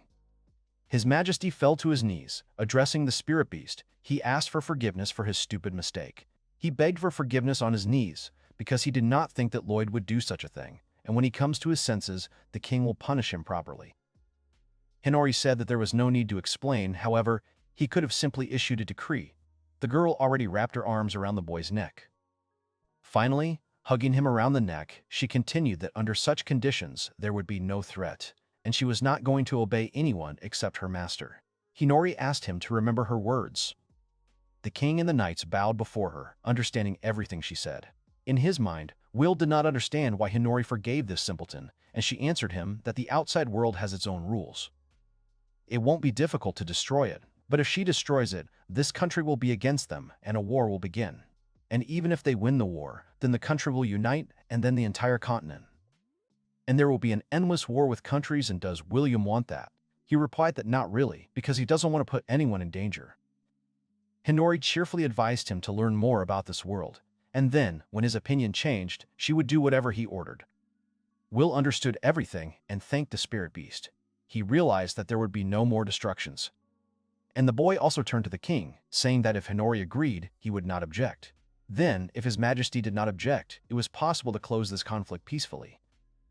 The king looked at the boy approvingly, since this was an offer he himself had been counting on. He thanked him for accepting the offer, and decided to send Lloyd to house arrest, to be educated as the spirit beast had suggested. Next time he wouldn't get off like that. The knights were confused. Hinori flew near Will and smiled, and he looked at her a little surprised. Night fell. An unknown man in a cloak stood near the window and admired the spiritual beast, calling it beautiful. He needed this spirit. After all, they were perfect for each other, as if they were destined by fate. The fighting power of the spirit alone was simply enormous, and if you fought them one-on-one, you definitely wouldn't survive. The stranger smiled terribly, adjusting his cloak. He assured himself that he would find a way to get it. Hinori only had to wait for him, while he opened the shutters and looked at the night sky. There was silence in the house. The doors to the balcony were open. A guy passing by noticed this. He stopped and looked at the man in the cloak who stood in front of him with his back to him. The man looked out the window. The guy pulled out a sword and was literally a centimeter from the unknown man's neck. The guy was serious, but the unknown man began to laugh loudly. As expected, the truly most powerful person in this kingdom, the unknown person had already been convinced of this more than once. It was Mr. Listian, who did not understand who was standing in front of him and wanted to know. Listian didn't understand why he came here. If he had something to say, he had to do it. Otherwise, he would draw his sword across his throat. The stranger spread his hands and said that everything was neglected here and that the gentleman was impatient. But despite this, there was something he wanted to talk to him about. The stranger was glad to see Mr. Listian. The guy in the cloak introduced himself. His name was Julius, and there was a message for the gentleman from someone. Therefore, Julius asked to remove the sword, but the guy refused. He said that he should say so, otherwise he would destroy him right there. But the man in the cloak asked to keep this in mind. That at the moment, he was weak. The kingdom would soon come to an end, and so, he asked him to unite with him. Listian was shocked. He had no intention of uniting with anyone. He didn't understand how he could know what would happen in the future. Julius remembered that they said that a certain guy had acquired the strongest spirit. He had such incredible strength that few could stand against him. The guy didn't understand what it mattered if he had incredible strength. It didn't matter how strong this guy in spirit was, because he heard that this contract could be easily broken. So what did this have to do with their country? Julius confirmed his words, however. Not all people recognize him. After all, Listian is now the crown prince. In order to prevent war, he would like to unite with him. The guy was surprised by his words. And Julius promised that if they joined forces, they would come to a common decision. He also felt uneasy being with this man. Moreover, convincing people and turning them against them would not be difficult for him. He thought that Listian didn't understand, because they would become stronger and more powerful. They just had to join forces for the sake of the kingdom. Even if they failed, they would still be in the black. Lord Lichten was very angry and raised his sword again, but Julius continued that even if the king was against it, it was not a problem. He also asked to follow him. He was far from being a weak person, possessing strong abilities. Lloyd couldn't even get a word in because he was so shocked by what Julius was saying. He said that it would be treason, and he couldn't betray his country and his father. The man in the cloak came closer to Legion. Coming very close and smiling, he repeated the words about betrayal. He explained it as not so much a betrayal, but rather a loyalty to the kingdom, because he would save this country with him. Besides, didn't he want to get his father's recognition? Lloyd sighed in fear in his eyes. The guy hesitated and confirmed Julius's words. He realized that he was right. Lloyd was shocked, and Julius continued that with the help of the devil's power, Listian will be able to help His Highness and protect the kingdom. Only he could, so he asked to borrow his power. Lloyd was serious and understood everything, and in the end, he decided to cooperate with him. Julius was pleased with his decision and smiled. Looking out the window, he said that the fun was about to begin, and he promised it. Mel asked Will if he liked it. The boy stood with his hands on his hips and denied, because on the contrary, it tired him. Kunaria asked the gentleman if he would stay here for another week. Then suddenly, they were addressed. It was the Knight of Lizarata, and he would accompany them today. Mr. Bailude stood before them. Melinda did not understand why they were being given such an honor. The boy thought he was disturbing them, but he came here because he had something to do with Mr. William. They could continue their studies in peace. The knights were fighting among themselves, and Bailude stood smiling. Will did not understand what was wrong. They were greeted, and Mel tried to stop the guy. Bailoud just laughed, because there was nothing to be done, because he is a knight of Lizarata. He couldn't talk to them directly now, so the guy suggested moving away from this place a little. The man turned to William and Kunaria. He said it was nice to meet them and began to tell them about himself. He worked in this kingdom as a spiritual mage. His name was Bailude Havon. They had met him recently, so they were already acquainted. Will remembered the boy and confirmed that they knew each other. William and Kunari sat next to him and listened to him. Kunari was very happy. She said that she would be happy to work with him. Lizarat said that Baylud is a spirit mage like Naldina. He has achieved many achievements during the battles with demons, especially when the orcs were about to make their nest in their territory. Baylud was able to destroy them in time. Kunaria, hearing the story of Bailude, was very surprised and delighted by his fight against the orcs. Bailude looked at her and asked them not to be so surprised, because he did not come for stories.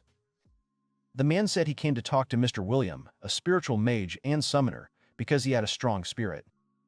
Bailoud said he was curious about William's contract with the strongest of spirits, asking him to share the story. Bailoud told the boy not to worry, because he had good intentions and was just curious. Suddenly, he snapped his fingers and said, "Sandra, come." After that, there was a flash. William and Kunaria looked towards Bailude and were very surprised. The man said that Sandra was a spirit. There was a bright flash, and the guy said that she was his spirit. Bailoud reported that Sandra was not a higher spirit and asked her to say hello to William and Kunaria. The boys looked at the spirit with admiration. The boys continued to look at Sandra with admiration. Suddenly, William noticed that she was looking straight at him. Lizarat began to explain that Sandra was a contract spirit of Bailude. As expected, she did not impress them much. Kunaria thanked them for their cooperation. All this time, William and Sandra looked at each other mysteriously. There was an awkward feeling between them. The guy thought about the fact that this spirit had a very strange reaction to people. He thought that Sandra was afraid of them, because she bowed her head and looked at the floor. Suddenly, Bale jumped up from his seat, apologized to William, and said that Sandra was very shy. William was surprised by this. Suddenly, the boys heard something behind them and, scared, turned around to look. Bailoud said that everything was fine and the boys could rest easy. After all, it was only between them and, turning to Lizarat, he said that it would soon pass. The girl denied it and turned to Mr. William and Mrs. Kunarai. It turned out that there was a big and bright flash. Everyone was very scared and did not know what had happened.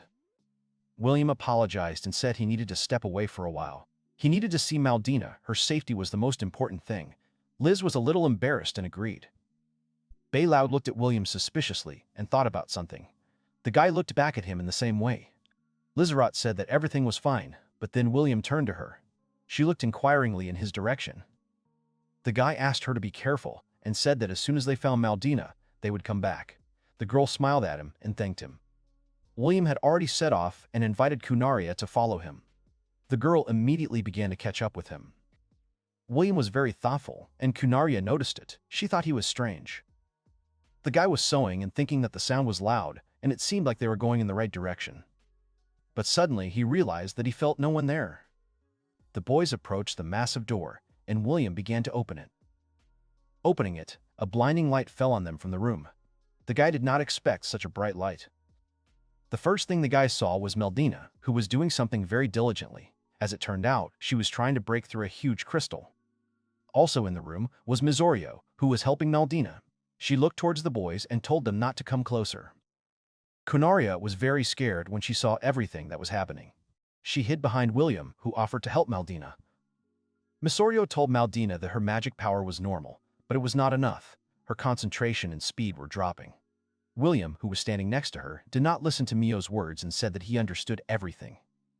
The guy came closer to Meldina and told her to rest and began to help her break the crystal. It wasn't difficult for the guy at all, and it didn't take much effort from him. Only when I put my hand to the crystal did it begin to crack. The guy thought about how he needed just a little more time, and that Meldina had punched him pretty well. As expected, she was pretty tough. Wilm had only a little time left to break through the crystal. It started to crack even more, and finally, the guy broke through it with his magical power. The crystal burst so suddenly that Meldina was knocked off her feet, but Kunaria managed to catch her. The girls were very scared. The girls looked at each other, and Kunaria asked if Meldina was okay. Mal smiled at her and said that she was okay. Meldina reported that she had spent almost all her magical power on this, thanking Kunaria and Wilm for their help. Meldina also thanked Mizorio for helping her. The girls smiled as they were happy to help. Wilm turned to the girls and said that they needed to restore their magical powers, and then asked Kunaria to stand guard. The girl understood everything. Kunaria stood guard just outside the door. Wilm was helping Meldina restore her magical powers. Wilm turned to Meldina and said that he would now restore her magic. He would try to help her, and then asked her to relax.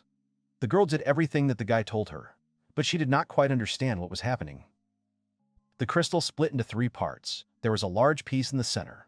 Liz stood in shock because she saw something there that she did not want to see. In the large piece of crystal was a princess. Her face was sleeping.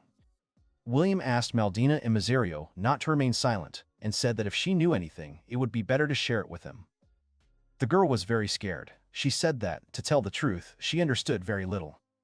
But Meldina started telling about how she was going to Heisher and distinctly heard the sound of an explosion. And when she went to see what happened, this black crystal caught her leg. Wilm listened attentively to the girl, and she continued to tell that she thought at that moment that if she used magic, the power of the crystal would noticeably decrease, but at that very moment he came with his friends. Wilm suddenly wondered if he had done the right thing by letting Lizlot go, but soon calmed down and thought that it was only between kings. The boy turned to Meldina and Mizorio. Wilm told the girl to go to Heisher, and also said that he did not think that the crystal's effect could reach the center. But the sealing technique was indeed very powerful, so he wanted her to travel around the kingdom and supervise suspicious people. The guy continued to tell that if it happens that Heisher is trapped in a black crystal, then you need to stay away from the kingdom, otherwise Meldina will also be in danger. The girl understood everything, and Mio said that this is very bad. Wilm turned around abruptly and looked at Kunaria. The girl was afraid of this. The boy told her to come with him. Kunaria was very happy. She agreed and said that she would cover Wilm's back. The boys went their separate ways. Lizorat turned to Mr. Moyd and Remilia. The crystals were still hanging in the air. Liz remembered the words she had told Will to be careful. She was very excited. Liz jumped away from the blow, and Baled pointed at the girl, and turned to Lizorat, happily reporting that she had managed to dodge. He expected that from the Grandmaster's knight. The girl was scared. She didn't understand what had happened, and asked Baled why he was doing this all of a sudden. The guy asked her if she was really that stupid that she didn't understand. After all, she had to train not only physically, but also mentally. Lizoret looked at Baled with fear. He said that she knew that not only the vassals of the confidants were captured, but also the members of the royal family.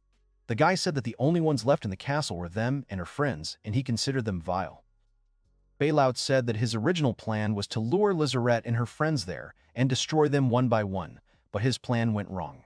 The girl did not expect this. She was very surprised and scared. Lizarette could not believe that Bailout could do such a thing. The girl got angry with him and thought that he didn't understand what he was doing and had no idea at all. Bailout was calm and laughed and said that of course he understood everything. The guy told the girl to continue believing her stupid friends. The country would be destroyed sooner or later anyway, and it was only a matter of time. Although he thought that this would happen in the near future, and even their beautiful beast with powerful strength will only waste time and will not be able to help. It was time to get rid of all the unnecessary stuff. After all, this country deserved only him. Liz said he was crazy. But Bailout continued that he had been there that day, and Will had made a contract and had become the owner of the beast spirit. No matter what he did, the beast spirit would never be able to choose him. He said it mockingly, wanting Liz to understand that he could have it. The girl didn't understand what he was saying.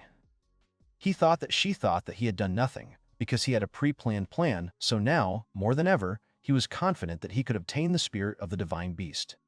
Make a contract with it and subjugate it. Liz didn't understand what he was doing, and picked up the sword, swinging it at him. Bailout just said that he had a great plan, and he would destroy her before that nasty guy came to them. He snapped his fingers and tried to call Julius. He entrusted this matter to him and hoped that he could cope without him. Julius immediately appeared behind Liz and decided to obey. The girl turned around in fear. The Kunaria realized that Bailout was a traitor, and Will confirmed this as well, because now there was no doubt. Despite the fact that an explosion had occurred, there was no noise outside the castle. In addition, the castle was suspiciously quiet, as if someone had created a special illusion. The sound of the explosion came from the king's room. Will thought they were going in the right direction, but it was still quite difficult to pinpoint the exact location based on the noise alone. William was silent and serious. Sandra seemed afraid of people, especially those close to Bailout. If he was really in danger, then the girl needed to be rescued immediately. The Kunaria asked again and realized that this was very strange. But she began to tremble with fear. Will noticed this and wanted to warn the girl. He didn't think that Bailout would be able to use the seal magic alone, because it couldn't be easily destroyed by Melodina and Miserio's magic, even though Sandra had a superior spirit. He was sure that he wouldn't be alone, so they had to be extremely careful. The girl was scared. She started turning her head and agreed, which surprised Will. There was someone standing in front of them. It was Liste, who decided to save the princess and destroy this dead man. The Kunaria was frightened by the master's appearance and did not like her look, because it was somehow abnormal. Will thought that it was brainwashing or hypnosis. And anyway, he didn't have time for other people, so he had to end this as soon as possible. He punched Listjan in the stomach. She began to writhe in pain and cough. Will was surprised. And the girl started screaming that he was a pest and a spider that should be crushed with fists and destroyed. Will realized that because of the hypnosis and the memory block, she couldn't control her thoughts. He had no idea who could have done this, but it would take him a little time to remove the block. Listiana said to protect the princess and save her. The Kunaria called the master again and asked him to give it to her and for him to move on. The Kunaria stood in front of Listiana. Will wasn't sure she could handle it on her own. But she said that everything was fine. Now she was definitely ready and would not lose to Listi. The Kunaria entered into battle with her, and Will decided to leave it to her. The girl militantly agreed. The boy walked on and thought happily that Kunaria had grown so much. He wondered if his sister had felt the same as he had when he was growing up. Listi screamed at his back that he had run away like a coward and called him names. The Kunaria and Listiana entered the fray. She wasn't going to let her go, but Listi screamed that she wouldn't stand in her way. The Kunaria swung her axe. Liz was completely exhausted after the battle, but tried to hide her fatigue, and Julius was completely unperturbed. He tried to find out if Liz was already thinking about stopping and surrendering. Then he said that he would take this sword for himself. Everything around was quiet and gloomy. Julius said that Liz's strength was already running out, and her body was paralyzed with pain, and then asked if she really still thought she could defeat him. Liz quietly said that she needed to hold out a little longer and stall for time. She needed to figure out the next steps that could help her achieve her goals. Bailout, who was running towards Liz, asked Yuli why he was stalling, since the girl was already barely breathing and it was time to finish with her. Julius listened to Bailout and said about the task he had undertaken. He swung his sword at the girl and was ready to finish her off. Deep down, Liz was very scared, but she didn't show it. The girl just quietly told him to come to her and said that she needed just a little more time. Suddenly, someone's hand grabbed the blade of the sword. It turned out to be William, who asked if he had arrived on time. The girl turned towards the guy and couldn't believe her eyes. She was very happy to see her friend. William said that Liz had done a great job and now she should leave everything to him. The girl breathed a sigh of relief and thanked him. Liz was so exhausted from the fight that she fell unconscious. Bayou turned to William and said that he was a little late and he did not like to wait.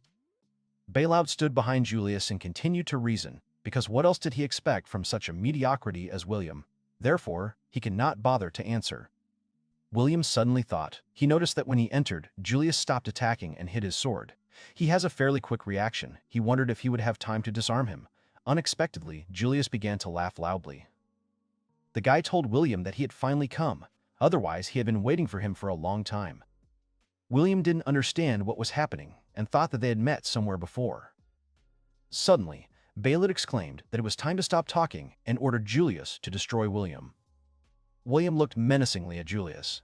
Julius said that it was nice talking to him, but he was guilty. Yuli also added that at least this is what his customer claims, and assumed a fighting pose.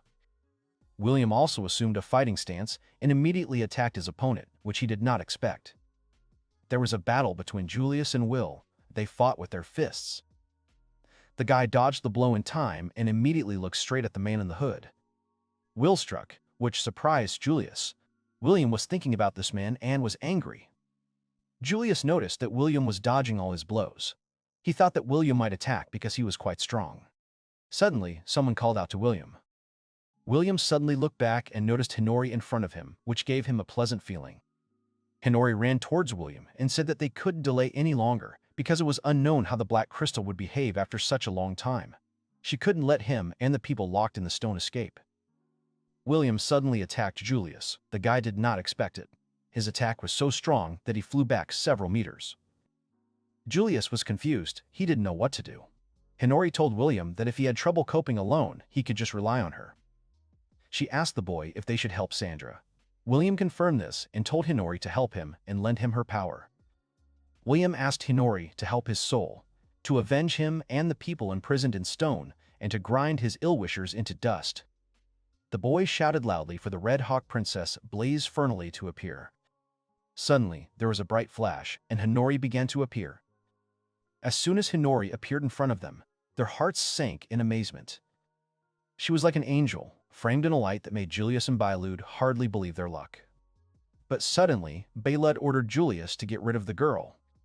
The guy immediately understood what his task was. He said that there was a spiritual connection and began to use magic. Hinori was shocked, as was Will, who was standing behind her. Julius held his hand outstretched and hurt Hinori. She started screaming. This shocked Will. The spirit soared upward, and her owner did not know how to help her. Two girls stood opposite each other. The princess extended her small hand to Listia. She was very happy. A fight was taking place in the Great Hall. The Kunaria was swinging her axe, and Listia was very angry and wanted her to leave there. But the girl never intended to leave, and she told the girl about it. She immediately swung her axe. Listia exhaled and repeated again that she should leave quickly.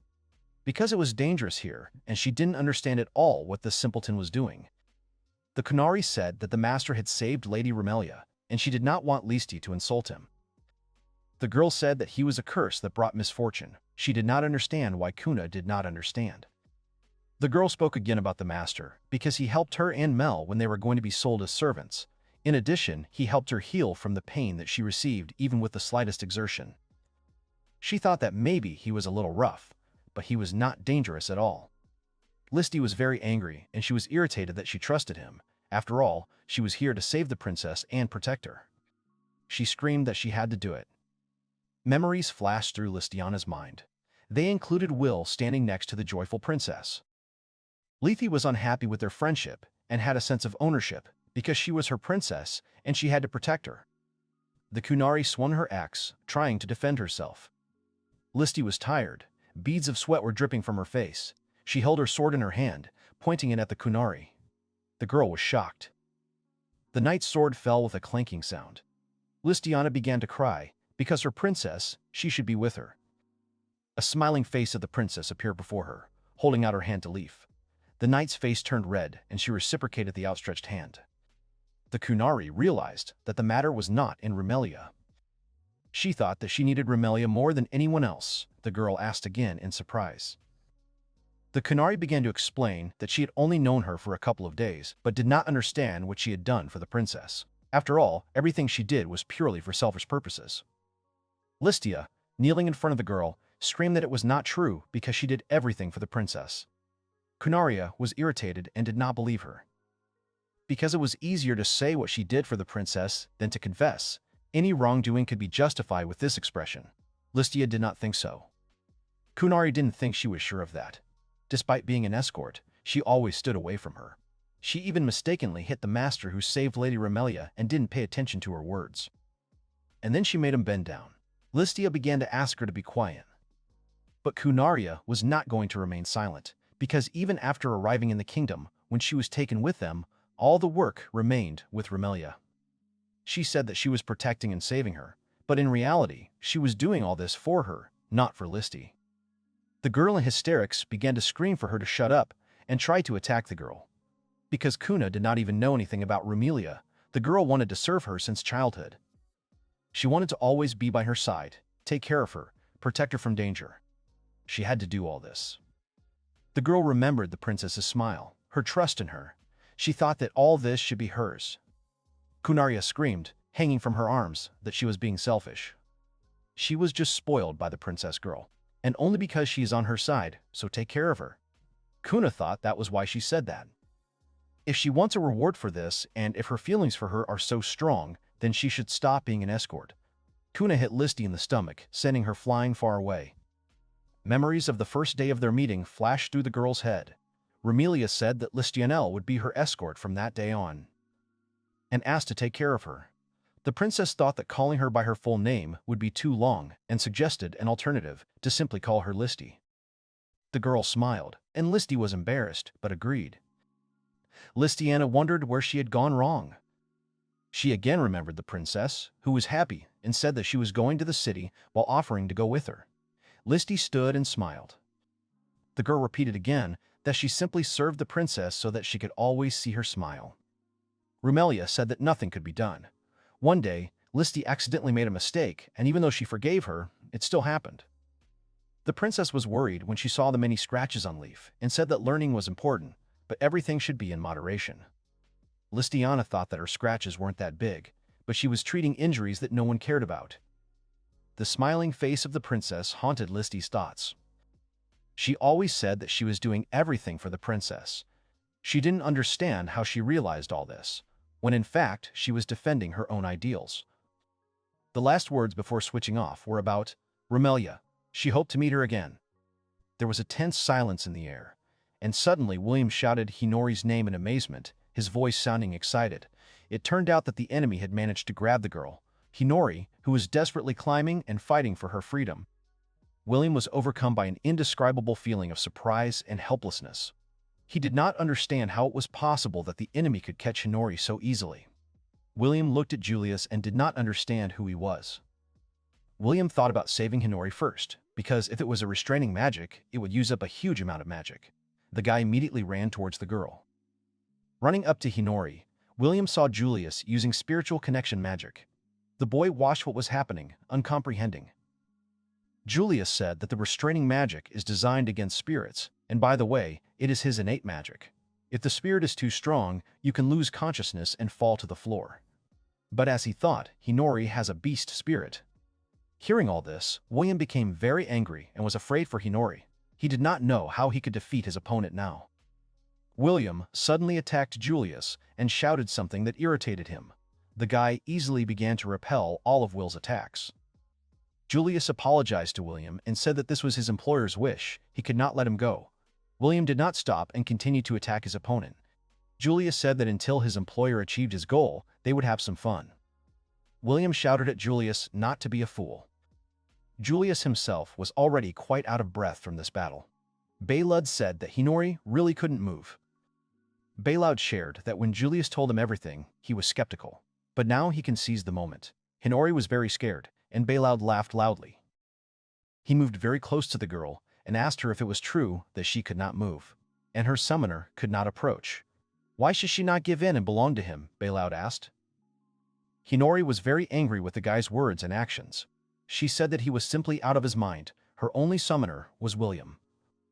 Bailout asked the girl if she had refused him, but he still wanted to get her, no matter what the method.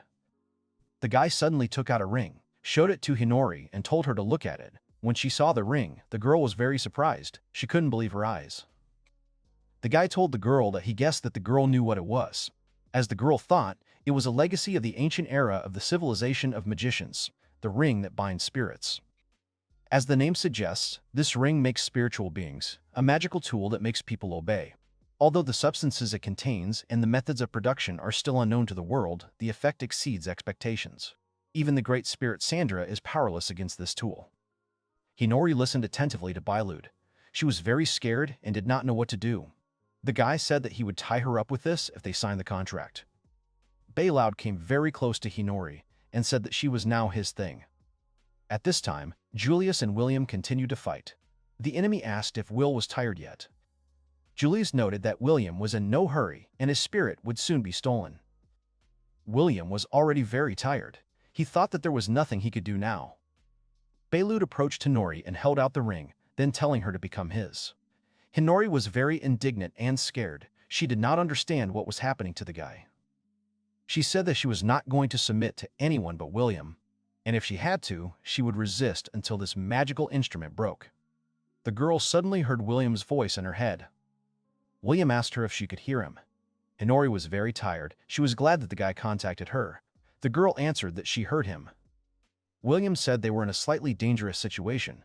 Hinori said she didn't think she could get close to him. The girl was very tired. William said that in any case, she should listen to him. The boy said that it was not the time to think about strategy.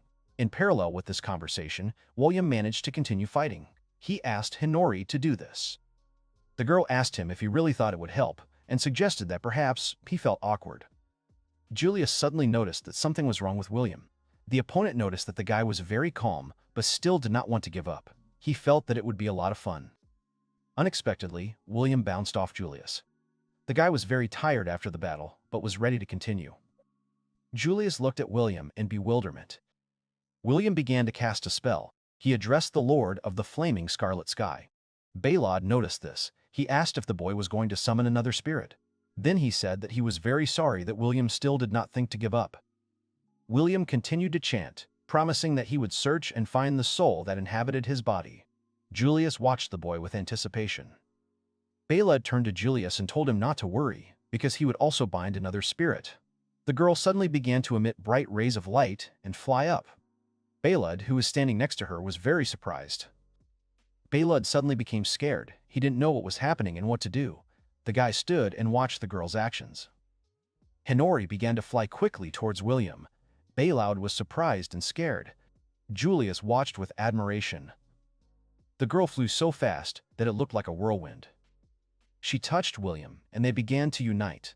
William and Hinori appeared before their opponents in their new form. Hinori and William merged into one spirit. Julius stood amazed. He clearly liked what happened. The guy even opened his mouth in amazement. He was amazed and realized that he had an ace up his sleeve, something he certainly didn't expect. Bailout was furious. He didn't believe what was happening. He didn't understand how he had merged with the spirit. It seemed to him that it was simply unthinkable, because just a little more and she would have been his. Will was furious because he dared to treat Hinori like an object. He thought Bailout was laughing, hoped he was ready to take responsibility. The guy didn't understand what was wrong with Will. He also didn't understand how he did it if he merged with the spirit of the beast. But the united had a spiritual connection. Julius tried to attack. But Will said that his actions were useless, and even though they merged, he was the basis and his magic would not work here. Julius wanted to give up. Bailout told Sandra to come out, but he realized he couldn't even use her. The guy was very irritated by this, but he asked Sandra to stop Will at the cost of her life. He asked her not to worry. If he could escape, he would stop the experiment for a while, and he also asked her to buy him time. The girl was shaking, but agreed. Meanwhile, Bailout was already running to the door. The guy turned around with a sly smile. Everything suited him. He wanted her to attract his attention. Bailout grabbed the door handle, but it began to hiss. The merged spirit and Will were distracted, but then a scream was heard. William approached the screaming Beylud, who apparently hoped that he would be let go so easily. The guy threw his head back and shouted at Julia and Sandra to help him and not stand there like a pillar. Julius held Sandra in his arms and was pleased, saying that he was terminating the contract. Beylud could not understand why he was terminating the contract. Julius turned to Beylud, saying that since the contract was terminated, he would take Sandra for himself. At that moment, an angry Beylud shouted at Julius that he had not agreed to this. After all, he had promised to give her only after he received the spirit of the beast. Beylud continued that he couldn't terminate their contract without his consent. Julius, smiling, said that he actually could. After all, if one of the parties wants to terminate the contract, then you just need to use a little more force than when signing it. That was all in fact. He is no longer connected to Sandra. Beylud shouted at Julius and realized that he wanted to betray him. And he answered, raising an eyebrow, that there was no one to betray. After all, he had spent so much time, and he had ruined everything. He takes Sandra as compensation. Besides, Julius thought that he had forgotten how he had tried to betray him and had started to run away. Will scornfully wanted to make sure they were done. He grabbed Beylud by the head. He started screaming and begging him to stop. But Will said he would burn him to ashes, like he did with Sandra. Will couldn't allow his friends to be touched, and even more so to hurt his little sister Hinori. Regretting everything he had done, he would disappear. William continued to hold Beylud by the head, and he asked him to stop, but the guy was serious and determined to keep his words. Ultimately, the impudent traitor was destroyed. Will extended his hand and addressed Julius, saying that he did not know what their contract was or what it included. But he wanted the hooded guy to let the kid go because she needed to be free. Julius denied it, saying that she was the target of his contract. He had had enough fun with him and decided to end the conversation. But Julius said that in that case, he called upon a fiery feather. Julius screamed. And he turned to Will, thinking that he did not understand what could happen to Sandra. But he was told not to worry. The flame obeyed him and burned only what he ordered. William told Julius that he had better worry about himself than about others. Julius jumped back, but lost his footing. Julius tried to balance himself so as not to fall, and William watched. It was only a little bit left for Julius to start falling backwards, and at that moment, William attacked him. Julius struggled not to fall, and William continued to attack him. Julius asked the guy to stop. Suddenly, a girl appeared. She said that it was enough to touch Yuli. The girl covered the guy with her body, protecting him. William was confused. He didn't know who it was and what to do now. After thinking about it, William realized that this girl was a spirit. The girl approached Julius and looked at him excitedly. Julius was glad to see this girl and was happy that she returned. The girl's name was Emmy. Julius said that she was his salvation and she came just in time. The girl was very happy about this. Julius thanked Emmy and said that now they had a new friend and offered to take Sandra away from there. The girl agreed. Emmy looked at William and said that since Sandra was their new friend, she would try her best. Amy cast a mind-blinding spell. William immediately realized that his opponents were escaping. A moment later, Julius and the girls were able to leave the room. Yuli and Yemi climbed out through the window. When he came down, Yuli immediately looked back to make sure they were not being followed. But instead, he saw a huge dragon flying straight towards him. The guy was very scared.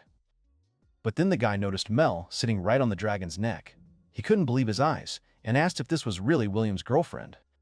He suggested that Emmy take advantage of the moment. Emmy immediately understood Julia and began to use magic. William suddenly appeared and noticed this. From the window, William shouted to Mel, who was flying on the dragon, to take everyone away from there right now. The girl said that this voice was familiar to her. Could it really be William? Her friend said that she even thought it was Hinori. Could something really have happened to William? Im flew towards Mel and continued to use her magic power. Hisera was very scared. She did not know where to go. William, who was watching this from the window, noticed this and quickly moved to the dragon Mel to repel Emmy's attack. The guy used dispersal magic and was able to successfully repel all attacks. After that, he began to use powerful explosion magic to completely protect his friends from the attack. After the actions were carried out, the guy landed on the ground. Will felt no magical power and thought they had escaped. But they walked through the forest, and little Emmy followed Julius, and the girl turned to him. Emmy said that Beylud destroyed Nai and Mia. Julius understood everything and was a little upset. He apologized for having to resort to their help to save themselves. Spirit said that they did not mind. Julius smiled and thanked Emmy, and Sandra almost came to her senses in his arms. The guy didn't understand what happened and why the girl was looking at him like that, and she replied that Yuri looked happy, which surprised the guy a little. He laughed and tried to figure out how she figured that out. He also said that Will was more interesting than he thought. He tried to remember if he had mentioned Will had merged with a spirit. The guy had thought him interesting, and he would never have thought that was possible. Sandra in Yuli's arms, half asleep, called Emmy. He suggested that she try the same thing when they returned. The spirit became embarrassed and said that she wanted to try to merge. Sandra said that Yuri was behaving indecently, and he, with a smile on his face, did not understand what she was imagining. The hood began to fall from Yuli's head. As it turned out, long black hair was hidden under the hood. Julius said that he was a little tired. He hoped that he and Will would meet again, and smiled a little maliciously. Will, who was still connected to Hinori, was a little angry at such a statement. Will thanked her for the invitation. He smiled because he was glad. He was grateful to Her Highness for the honor of being here and for her extraordinary kindness. Kunaria and Maldina were very shocked. Will asked her to tell him where they were going. Mal replied that she was still in shock, that the princess had invited him to the kingdom and asked him to accompany him to her. She was also curious as to why she had called him and how he was connected to the coup d'etat, since he knew that she still hadn't forgiven him for trying to rob poor Hinori. Will confirmed that he had acted like an amateur back then and still had a lot to learn, but to be honest, Hinori's sister really did look quite attractive, and he never regretted what he had done. He thought it was very reckless. Rumelia said that after saving the kingdom from the impending danger, they seemed to lack strength and power. The boys turned around and saw Princess Rumelia. Will said that he was incredibly grateful for the honor. The princess started waving her hands and saying that there was no need for thanks. After all, she didn't even understand what these formalities were for, when she could have felt at home. Will was embarrassed and agreed, and then decided to get straight to the point. He also didn't understand why she had called him. Rumelia said she had a serious conversation with him, but first they had to go to her room, since the corridor had ears, and the conversation was too personal. Will stood with an incomprehensible expression on his face. There were conversations behind the massive doors. Rumelia decided to say one thing first. She wanted to thank him and apologize because he saved her country, and she was finally able to notice Barry's evil speculations and take action. Will said that he should have thanked and apologized Princess. He wanted to know why she had called him. Rumelia said that she wanted to talk about Listy. Kunaria, who was standing behind Will, remembered everything that had happened. Kuna began to apologize, and the princess said that he could be trusted because Listy had made a terrible mistake. He was always honest with her and would never go against her. She felt like he was brainwashed, so he went against their state.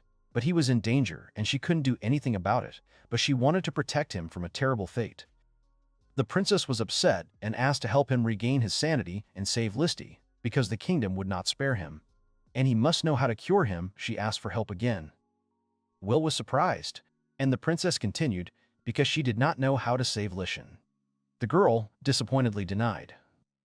But Will, however, said that if he was still in a reckless state, then there was a chance that he had indeed been put into deep hypnosis. The girl was already outraged. She asked for an explanation. Will began to explain that usually the brainwashing technique involves strong hypnosis, which blocks the consciousness, as well as physical activity. However, the brain continues to function, although it is subjected to a lot of stress. Mel exclaimed in surprise. She realized it too. And it turned out that she was right, and Listy really was in captivity, where he was constantly being thoroughly brainwashed. The princess kept thinking, and did not understand why Listy's manner of speech had become so strange and unusual. He had never spoken like that before. Will couldn't promise, but he would try to unlock his memory. He also thought that there was a chance that he could get out of hypnosis and return to normal life. Rumelia repeated his last words, and she jumped joyfully, thanking him. She believed that he would be able to save him. The girl remembered that they had not yet decided where they were going to spend the night. She would be very glad if they could stay in the kingdom. Will agreed and thanked. But in reality, he dreamed of returning to the village as soon as possible. He sat on a chair, remembering his village, and smiled.